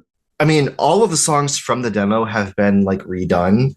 Some of them, it's as simple as like I'm kind of tweaking like the mixing and like switching some of the instruments out. Whereas other ones are kind of like a full rewrite. Which Vehemence and Ember of the Heart, I basically started from fresh projects and like remade them totally differently. I mean, it's like it's the same song, you know, but it's like it's not as simple as far as changes go. It's got an overclocked remix. Exactly. Yeah, dude, OC Remix back in the day, like I discovered it as a kid and I was like, oh my gosh, this is so cool. Then I was like, wait, this sounds like nothing like the song that I liked. Like, what am I even listening to? But yeah, the Wizards theme is one of the songs that I feel like has not really significantly changed. It's just it's been touched up, it's been improved, some extra little things here and there. But yeah. All right. Next question coming from Noldrim.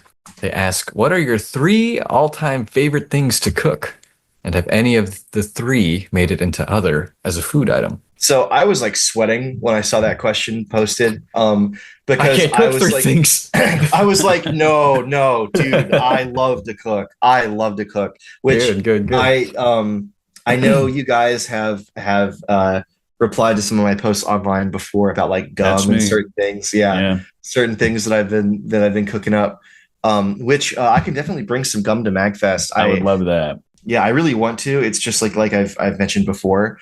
Cleaning up gum is like a multi-day affair for me because like boiling down like resin and shit and mixing all that. Yeah, I have like all these. It's like bricks of kilo or bricks of chicle. I've ordered like kilos from like Mexico and stuff like that. It's like the thing is this stuff is not water soluble, so I can't clean it in my sink. It'll get down my drain and fuck. Well, I am renting, so really, it could be one of those landlord, not my problem type things.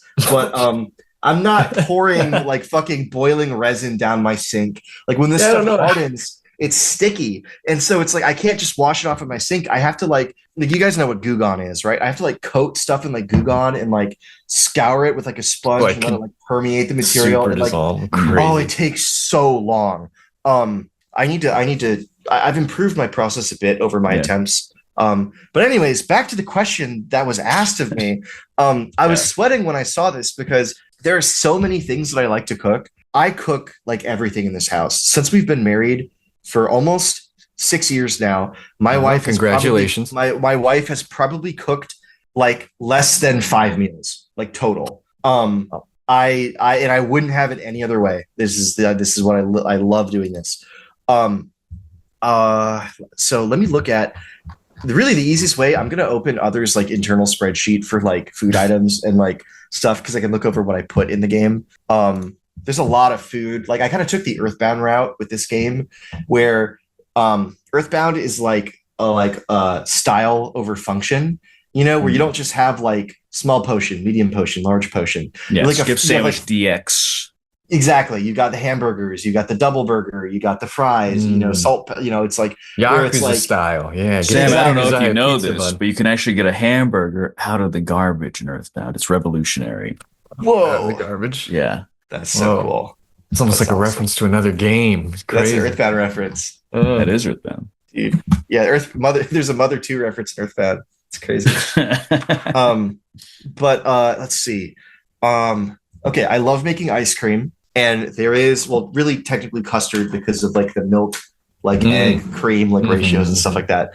So there is custard and other. There's one. So that's one. I care a lot about ice cream. Like, you know, I could talk to you about like, you could tell me like a brand and I could tell you like why I don't like it or why I like it. Like, I don't know, Breyers, for example, right? Breyers. First of all, And not ice cream Carrageen's. is not ice cream. It's a frozen dairy dessert. Frozen Why? dairy product. Because they don't have the well, some of their products do, but a lot of them are frozen dairy desserts. They don't have the right ratios of milk and cream and fat. Sometimes they use stuff like vegetable oil and other things. Fuckers. Seed oil. Kirkland. Well, I'm just saying, like, you don't need that. I'm not a seed oil truther, but like, for ice cream, you don't need to be adding like canola oil to ice cream. Come on, like you have cream. Use your fat, dude. Like, but like Kirkland Signature ice cream, for example, right? Great ingredients. It's very good quality. However, do you guys know what Overrun is? Do you guys know what Overrun is? Overrun. That the Blizzard game, right? The Tracer. Yeah. It's also the amount of air that's whipped into ice cream as it churns, which is a very crucial part of both. Number one, how long it can sit and last before it melts. The tiny air pockets act as insulators. Number two, it affects the fluffiness of the texture, and like the smoothness of it, the hardness of the ice cream. It also affects how the fats and the flavors interact with your tongue. Like poke blocks. Dude, I'm so serious about food. I love food. Like, what's the number one ice cream? What's the all-time greatest? Dude, you're gonna hate me so much. Is it yours? This is gonna piss you off. You mean in terms of brand? Yeah, well, flavor too, but yes. Yeah. Truth. Like, the truth is, I don't really know because you know what? This is a really funny answer. If I could pick any ice cream, like right now, to just like have, it's the Breyers or Dryers, whatever you just time out. Disgusting garbage. If I'm in the U.S., it's gotta be Kirkland Signature soft serve at the food court. The Costco soft serve ice cream is remarkably solid in terms of the amount of fat present, the Overrun. It is an extreme. I have no complaints about that ice cream at all. Good with a hot dog too. My number one favorite ice cream in the whole world, and this is such a fucking snob answer. You can only get it in Japan. It is already good start. It's called Cremia, Cremia. If you look it up real quick. I've had that. You have? Yeah, with Japan. Yeah, very nice. And what's funny too is that like I've had it in Japan multiple times, and I went to a place that the first time I had it, I think their machine was just not very good because the texture was very unimpressive. The ice crystals and stuff, like it was like not great. But the other times I had it, it was sublime. Well, so if you had it, you probably know, it's made. It's spectacular. It's Hokkaido dairy. It's got this nutty flavor, almost like cheesy, nutty kind of flavor to it. It kind of ruins other ice cream. It does. It's so good. So the texture of it looks crazy. I'm looking at pictures of it right now. It is truly insane. It's so good. But if it's me, like at home, what I like to do, like my favorite flavor is I won't even say like what brand or whatever. Like I don't know. Let's just say like Tillamook. I'll grab Tillamook. Sure. I will get some vanilla in a bowl. Extra virgin olive oil, some salt, throw it on top.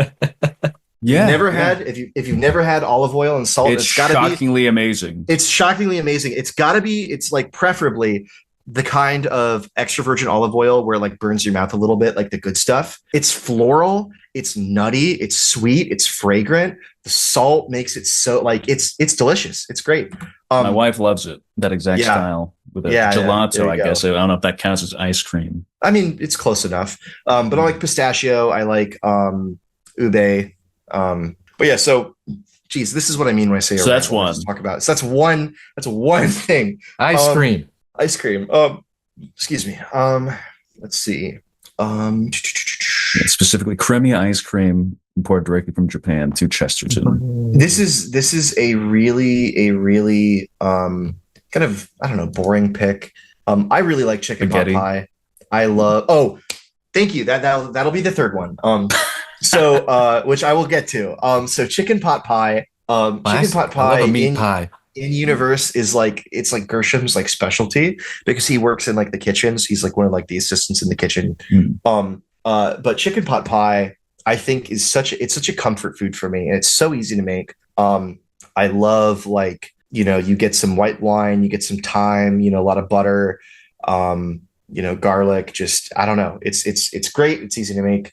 I wish my wife liked it more because I don't get to make it too often. But yeah, I love chicken pot pie. In my fattest days, I would eat maybe 3 or 4 of those, the microwave ones. Oh, the Marie calendars, yeah, calendars, yeah. When I was much more blimp-like in the past. Dude, I understand. I'm like when I was in like high school, I used to weigh like a lot more, and I'm still like kind of above where I want to be, but I am so like spiritually fat. Like this is the kind of greed they talk about in the Bible. Like I don't know how I keep it under control.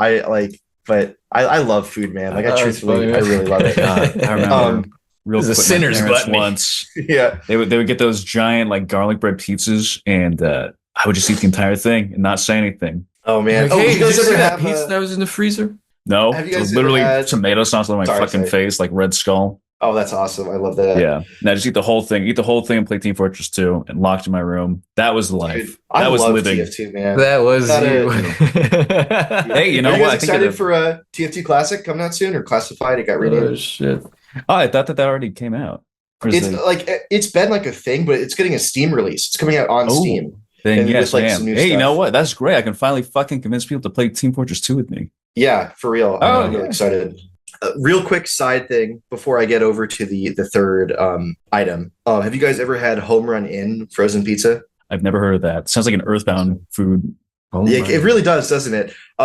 This is, again, me like snobby, spiritually fat shit. Home Run Inn pizza is the best frozen pizza. And why? You look at the back and you look at the ingredients and it's like, oh, there's like 5 things in this and I know what they all are. It's literally like mozzarella cheese, tomato, oregano, like corn MSG. Oil, and like salt. And like it's like oh, Red that's 5. It. And you look at it and it's like, oh, this is what a normal pizza is like supposed to look like. I don't know, they're so good. When they go on sale, I love scooping those things up. Anyways, so my favorite food item thing that's also in other. Have you guys ever had Cincinnati Skyline chili? No, but I've been told that y'all either really like it or it'll be the worst thing I've ever had in my life. That is absolutely correct. So my wife Kelly is from Pennsylvania, and I was having dinner at their parents' house one night, and I had only heard of Cincinnati chili before, like you just said. People would like talk about it on like cooking boards and stuff like that. Is this the type of chili that you eat like over spaghetti? Yes, they pour it on spaghetti. It's like a Jolly Beef. And the crazy, whatever. People were like, "This is like peak like slop flyover food," so I was like, "Oh boy, like this is gonna be so bad." Because for those who don't know, it's like you're making spaghetti sauce, basic like kind of where you have tomato, you have ground beef, ground meat. But instead of spicing it with like you say chili, so you're thinking like, okay, like cumin, like chili powder, garlic, that kind of stuff. And it's like, yeah, it's got those. It's also got cinnamon. It's got allspice. It's got cloves. Sometimes it's got a little bit of like dark chocolate in it. It's got like Worcestershire sauce or like apple cider vinegar. It's like a lot of various things. I can just like add layers of depth to this chili. It's literally just like some person was like, oh yeah, so you say like white people we don't use seasoning, huh? Well, check this out. Like I use the entire fucking pantry. Yeah, exactly. Except it's a I think the origins of it, it's an adaptation of like a Greek meat stew. That was like kind of turned into its own thing by people. So funny. I mean, that makes sense though. Mm-hmm. Yeah. If that's his point of origin, rather. Or mole or something. So you eat it on top of spaghetti with just sharp shredded cheddar cheese, sometimes onions, sometimes beans, sometimes and so I had it, and I was like, this sucks. This like objectively, this is horrible. This is stupid. This sucks. That night I was in bed and I was staring at the ceiling and I was like, wait, why do I want more? Like I'm craving this right now. Yeah. Well, I don't understand. Like I hated this, but like I had to think about it. And it reminded me of like when I was like a kid and I watched The Big Lebowski for the first time. And I was like, this movie fucking sucks. And then I thought about it. I like thought about it. And I literally just sat like thought about it like over the course of a couple days. I was like, no, actually, I think that was good. Like I had to think about it. I had to process what I had just seen. I thought you were gonna say like I Sometimes saw it and I that's was how like, it I goes. should start drinking White Russians. So that's the yeah. So it is such a funny, unusual, and you know what's so funny is that every person I've made it for has liked it. They've been like, fuck you, but this is good. Like, I actually like this. Cam, for example, my friend Cam, he's working on the game. Whenever he comes down, like to visit, I always make it for him because I made it for him the first time and he loved it. So that is an item that like in other that like, if I ever do like an other cookbook someday, which I really want to do, I'm definitely going to put that in there. I'm going to force people to try this. Like, I really hope that there's some like fan of other in like Japan or something in like 2035, whatever, like when the cookbook comes out and they're like, oh, this is cool. Let me make this recipe that's in the game. And they just get like one-shotted because like Cincinnati chili is like, it's like such overwhelmingly American. Yeah. So like, it's such like a different kind of food. Yeah. Wait, so you've been to Japan, so Yes. You'll know this. Isn't it so funny? Isn't it so funny that their dairy is so good, but their cheese sucks ass? It's disgusting. It's like eating plastic with no salt. It's crazy. It's crazy. And it really is shocking because the dairy is insane. It's so good. I don't know what they do to those cows, but they should keep doing it. Yeah, they should. They're so nice. It's really funny. Yeah. And I mean, it makes sense because it's like, cheese was never part of like their diet, it was not like, even cows and stuff that's a very recent introduction, I mean, they took relatively speaking. Great. Yeah. They love carving them up. They love milking them. They're great at it. It's probably also like, and I don't know how correct this is, but I've heard before that like, cause in other countries like Korea and like Guam and stuff like that, they love like Spam, and like American cheese. Spam musubi. Like I think like part of that, like the processed foods, like the American processed foods, has to do with like post-war occupation or something like that. It's all General Perry or whatever. Yeah, it's all like, well, no, that's a little. He brought the Spam over on the Mayflower and all that. Yeah, exactly. On the black ships to Japan, he brought the Spam. I think it was in Yakuza Ishin, I think. I'm pretty sure. Yeah, exactly. It was in the Bill Wirtz History of Japan video. He's like, open the border, stop eating craft singles. Like, but yeah, I think there's probably some of that too, where it's like, all the American troops coming over had that. So people like started liking it. I don't know. I'm not a historian. That's correct. History is great. But yeah. So we had ice cream, chicken pot pies, and Cincinnati chili on spaghetti. It has a different name in other because Cincinnati does not exist in the other. Solastran chili or something. Solastran chili, close. I mean, it's like that. It's a different country, but it's been really funny working on other where it's like I've realized like I use certain phrases or expressions where it's like, wait, this doesn't make sense. Like the wizard saying in the demo, he says dollars to donuts. Like and it's like, well, he doesn't have dollars. Like. Why is he saying dollars? Like, I mean, that's a more tame example because there are like other forms of currency named dollars and stuff like that. Well, but now your fans are going to know that dollars aren't real in other. You made another great error. Look, this was already revealed in the other demo playthrough stream I did like a couple years ago. So if you missed that, it's really on you. Exactly. Yeah. Are you even a real other fan at that point? Honestly, exactly. Yeah. All right, Nick. Next question from Great Googly Goo. Yes. What spear is your favorite to design? And did any have any significant design changes from demo to current product? So, I mean, obviously, like some of the coolest spirits, some of my favorite stuff is just stuff that people haven't seen yet. But I love that, dude, the Barbera Bro Jr., just like the little shadow guy with the helmet, is such a, like, I love that guy. I love his design. I didn't design him. That was a 100% Kelly Pringle original. I don't know. I like him. It's like how this is our internal kind of like design philosophy for whether it's enemies or characters and stuff like that is, in my opinion, the best designs. It's like a triple Venn diagram, right? you have well, maybe not Venn diagram. You have cool, creepy, and cute. And a good design will have at least two. Like for example, if you look at like the Robot Masters and like classic Mega Man stuff, you've got they're cool and they're cute. Like, you know, it's I think having, you know, at least two, and sometimes you can get away with all three, but like for other, you know, we have spirits that are like scary, you know, like scary looking, but kind of based on the nature of the art style and kind of, you know, the way Cam draws and stuff. It's like they're kind of like goofy looking too. So you have a bit of that, a bit of, you know, two things going on that I think really elevates it. But yeah, if I had to pick one that was kind of like my favorite publicly, it would be the Barbaro Bro Jr. It's just, it's funny. I like how versatile he is, you know, because he can be like scary, he can be funny, you know, you can do like comedic relief stuff with him, like, you know, or just, you know, play it straight as like he's just this little scary looking spirit guy, you know. Yeah, he's got that mascot quality. Exactly. Design. Absolutely. Yeah. All right.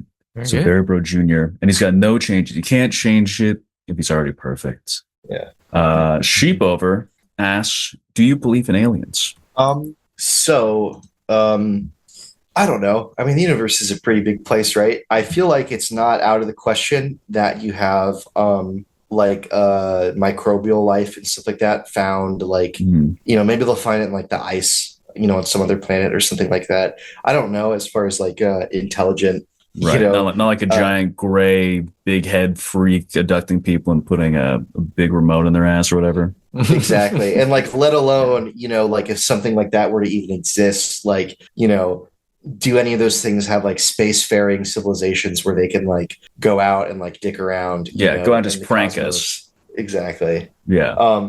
So I'm leaning towards the nothing ever happens side with this one. Humanity's a miracle and everything else is dead and empty. Why not? Yeah. And how many cats do you have? Can you describe them quickly? I got two cats. I got Sneaky, who is like kind of a Russian blue like mix. I mean, she's just an American short hair. She's a gray cat, is what I'm saying. She's a gray cat. And Sesame, who is a diluted tortoiseshell. And they are both very, very funny cats. They are very different in terms of personality. Sneaky's more like kind of lazy, like more readily affectionate. Sesame is on just black tar heroin 24/7. She loves to play, loves to run around. They both, unfortunately, love human food and love stealing. So I recently got these like TF2 like turrets that go on my countertop. Where it's like these little things that shoot compressed air at them when it detects like they're like a heat signature. Like nice. You like turn it on and it like, I don't know, like scans the room. And that's kind of like, we have to do that. Otherwise, whenever we clean up from like whenever we're about to sit down for dinner, they'll just go in the kitchen and like fuck up everything on the counters and things. Hey, and where'd all stuff. my gum resin go? Sneaky. Exactly. Mouse like glued shut. Exactly.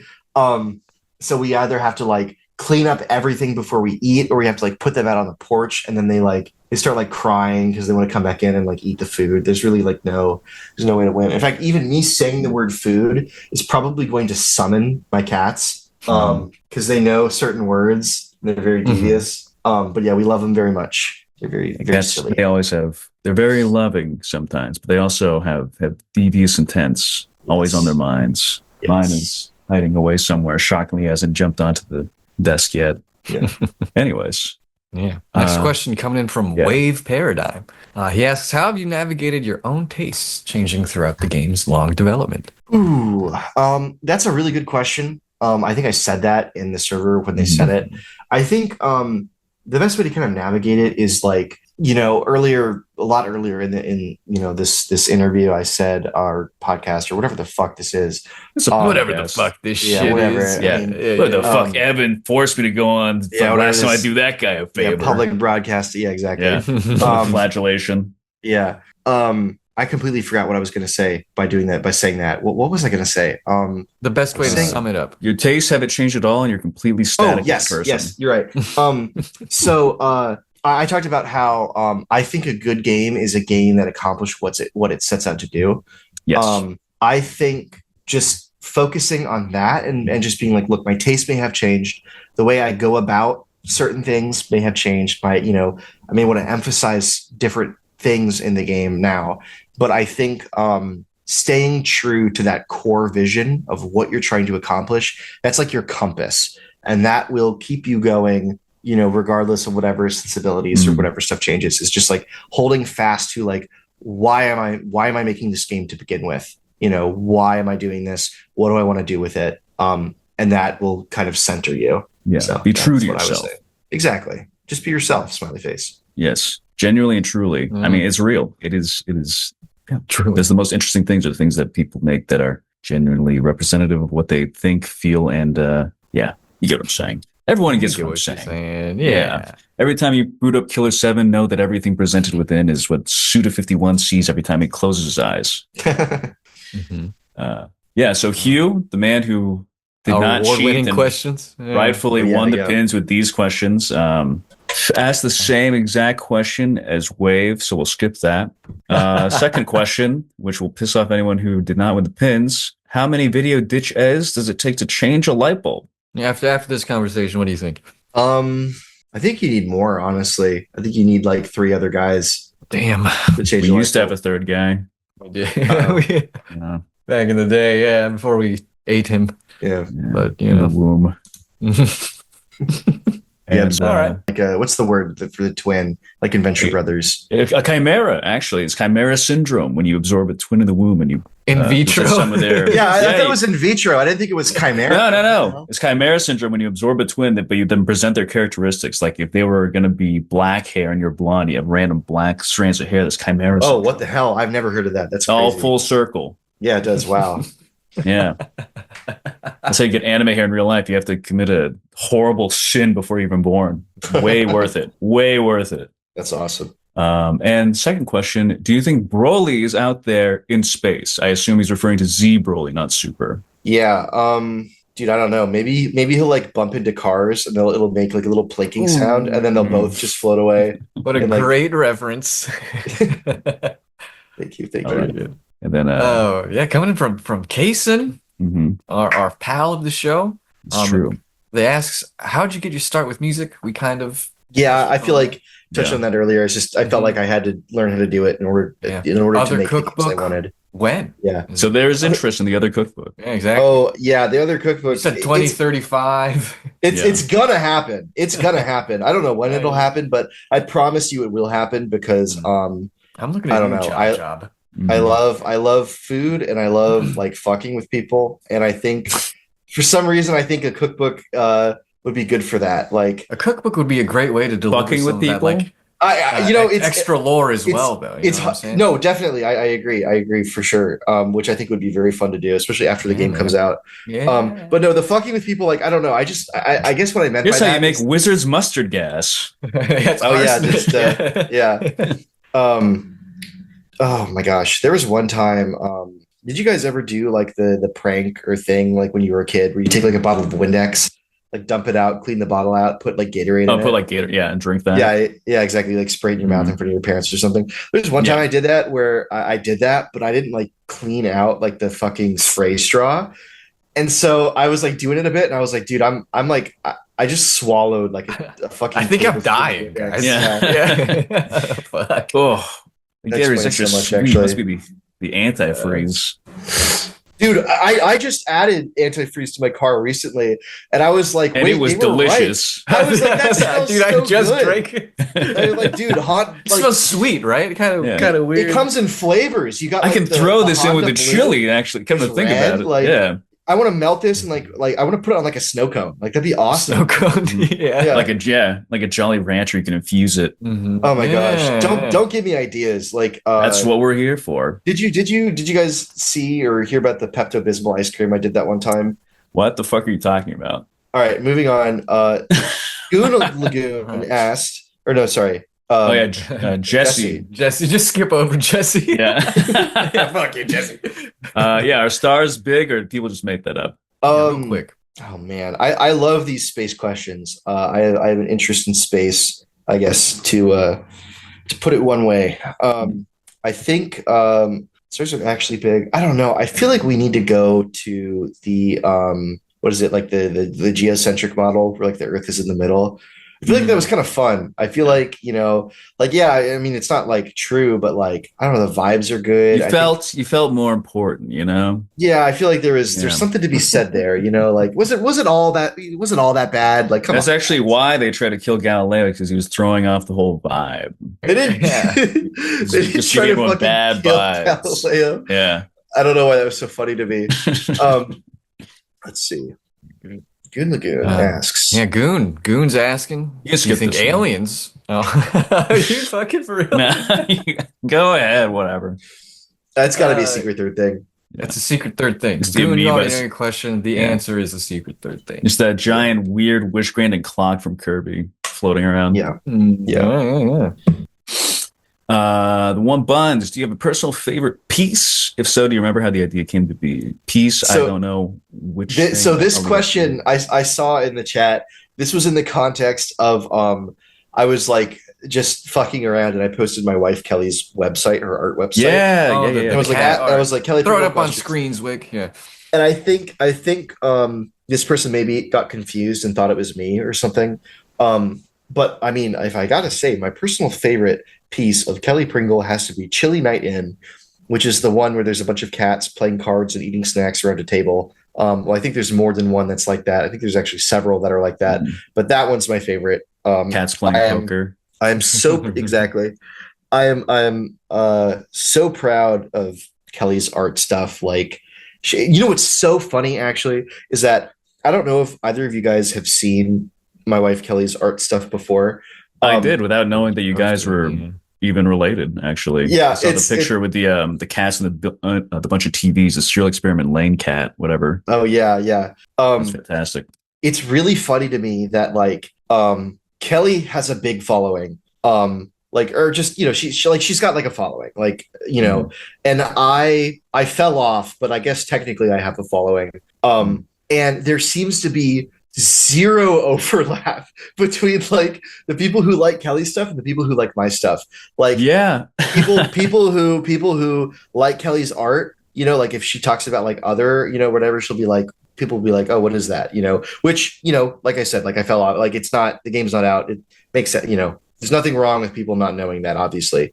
And then when I talk about Kelly's art, with like other people, they're like, oh, we don't know what that is. And like, I don't know. I think it's really funny. I think though there's going to come a day where maybe after the game comes out and, if it gets like a little bit of popularity or something, people will be tickled pink by the cat painting person and the other Her Loving Embrace person are married. Yes, I think so. I already am.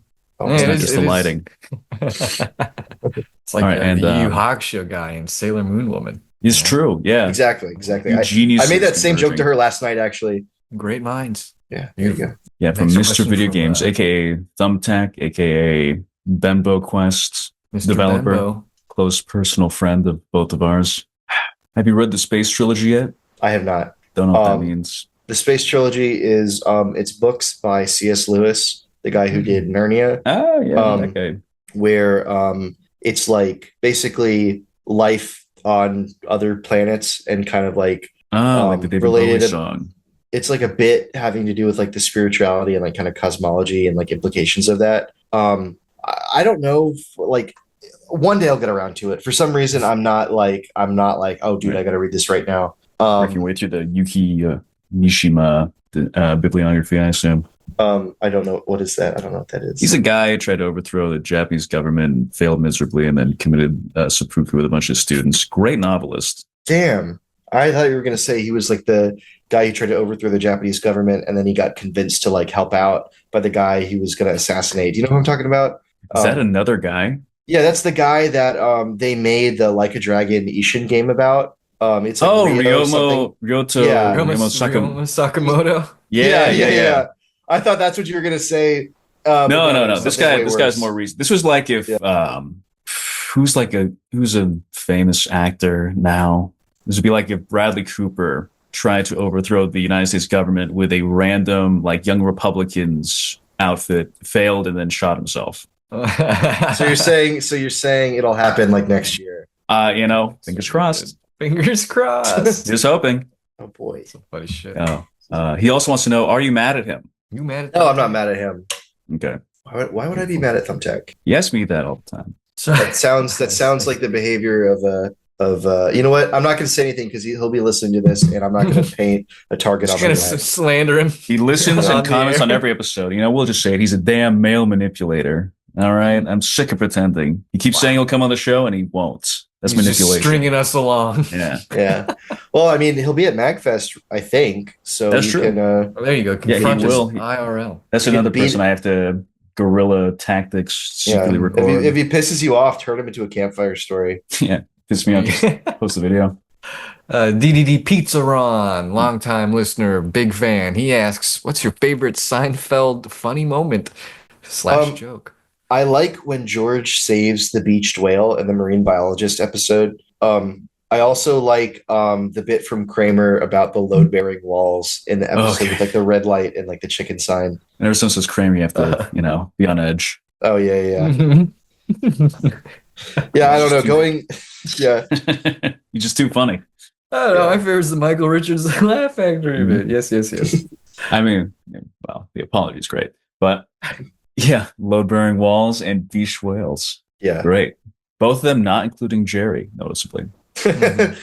All right. And Last question, Nick. last one from Hunter. Where did the M go? Other M. Is that what he's getting at? No, he's talking about the Focus M. He's telling me to lock in, and I agree. Oh, honestly. right. Yeah. Might be some red coins around here. Exactly. Dude, I like that one person on Twitter said, I cannot wait for the next Game Awards because people are going to be posting that like every 5 seconds. It's going to be awesome. AAA Mario garbage. Yeah. Yeah, I don't know. I don't know. There is no M. There is never an M. There is no M. Hunter. Yeah. M is fake. 2049 or whatever it is. Yeah. What is the number on the L is real thing again? Is it 2049? L is real, like 83 or something. Oh, 2401. 2401. Yeah. L is real creepypasta. L is real Friday Night Funkin'. Oh, I was thinking of fucking San Francisco Rush 2049, which is like a racing game in like the SF Rush, N64 baby. era. Yeah. Yeah. I believe that was on the Dreamcast as well. Yeah, it's probably on a bunch of things. Game Boy Color, what the hell is that like? Luigi Apparition. L is real 2401. Oh, yeah. Warning, this San creepypasta Francisco is Rush. real. Wow. Seems like a bit of a rabbit hole. Well, beautiful. Let's wrap up the episode today then. All right, let's do it. All right, Quincy, where can viewers and listeners wishlist your game? Where can they find it? Yeah, so just go to otherrpg.com and it will take you directly to the Steam page. From there, you can watch the trailer, wishlist it, block it, report it, just do as you wish, do whatever you want. Get him delisted. Yeah, tattle on. Exactly. Team Fortress 4 on Steam, I'll rename it.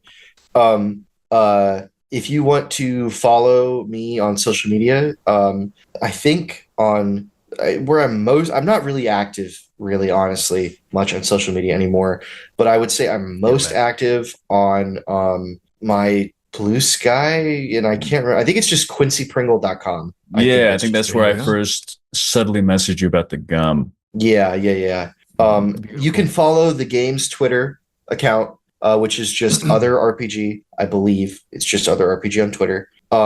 And my personal account is Pringle2612, but I haven't posted on that in a long time. I need to make some other accounts on Blue Sky or Reels, or I don't know what people do these days. I don't know. I'm not hip with the youth. I don't want to have to make a TikTok just for marketing. The Instagram, and then we'll be like, we'll follow this, and then the two people who follow us will do that, and then it'll all work out. Yeah, perfect. Beautiful.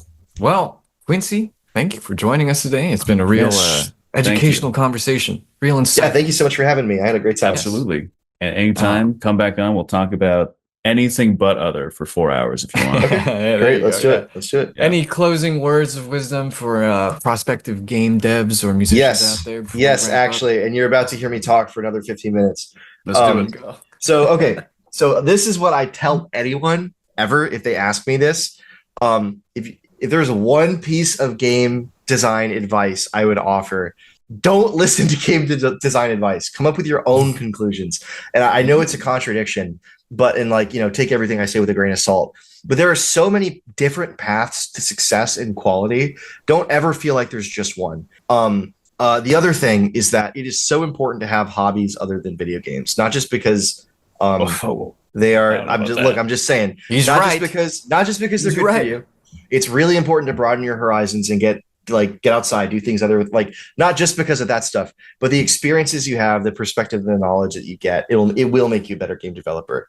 If all of your inspirations and stuff is just other media, in my opinion, I think you're kind of just playing the telephone game. You need your own experiences to pull from.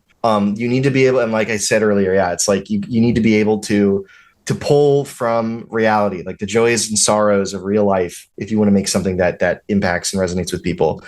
Another thing is, I think one of the most straightforward ways of just being a good developer is to play a lot of games and really play them, analyze them, think about them, compare them with each other, find out what you like, what you think works, or what you don't like and what doesn't work.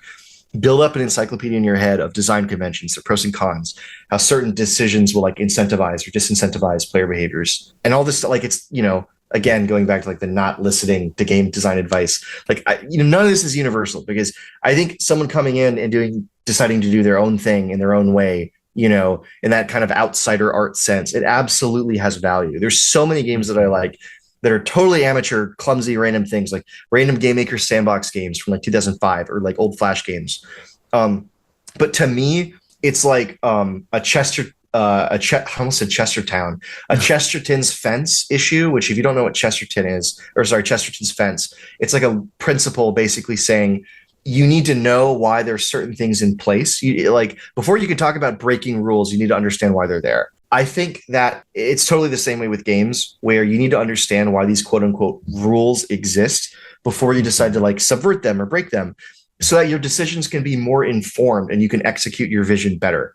I think a great example of this, and I said it earlier, is one of my favorite games, is Cruelty Squad, because a big part of that game is friction and perceived what people may perceive as bad design decisions, but it's all extremely intentional, and it's very important to serving a larger purpose with that game. Not to mention playing a lot of games, you pick up on an element of technical proficiency, just how certain things are done, how to handle certain things, and certain design snafus you can learn to ignore, because there's so much that goes into games more than just the game design aspect. It's really not often you see someone who takes pride in never watching movies. So they're I never watch movies. I'm not a movie guy. I don't know anything about film, whatever. You don't see people like that make a well-executed film with proper lighting, camera work, staging, operating, sound, equipment. People who have only drank meal replacements, Ensure, Soylent, whatever, protein shakes, who's never even seen an eggplant, to understand ingredients and the rules of cooking and sit down and make a delicious Cantonese meal, or someone who never reads to write a good book. Is it possible? Yeah, it's possible. Anything's possible. But why leave it up to chance? To have the best shot at success and executing the vision and what you want to do, you have to know what you're doing before you can know what you're doing, which, worded in a non-stupid way, is you have to understand the principles of your craft before you can hope to properly execute your vision. It's that simple. I think, beautiful. I said this earlier, perspective, experience, it's irreplaceable. There are no shortcuts. You got to put in the effort to learn. And then from there you can do whatever you want, but you gotta learn. You gotta learn the medium. Respect medium. And that's it, I guess. And trust the process. Yeah, exactly. Yeah. Hugh says, trust the plan. Hugh is in me, and the plan is in making games. Exactly. Fuck. Well, we've been Video Ditch. Quincy, thank you again for coming on. Yes, thank you very much. Thank you for your insights. Yeah, so great talking to you guys. Yeah, it's been a pleasure. And as always, we'll leave our stuff in the description below. Oh yeah, and I almost forgot. Oh, I was in a RPG Maker game jam with Kaysen and his pals. So I'll put that down below. I would strongly recommend playing the other people's games. Mine will also be there. Beautiful. Yeah. And as always, if you've been listening, thank you for joining us, coming along on this ride. We're really looking forward to the rest of 26 being another good year for the show. So until next time, take care of yourselves. Keep on gaming in the free world. Good night. Or yeah. Good night. Goodbye. See ya. Goodbye. Enjoy your commute to work. Yeah.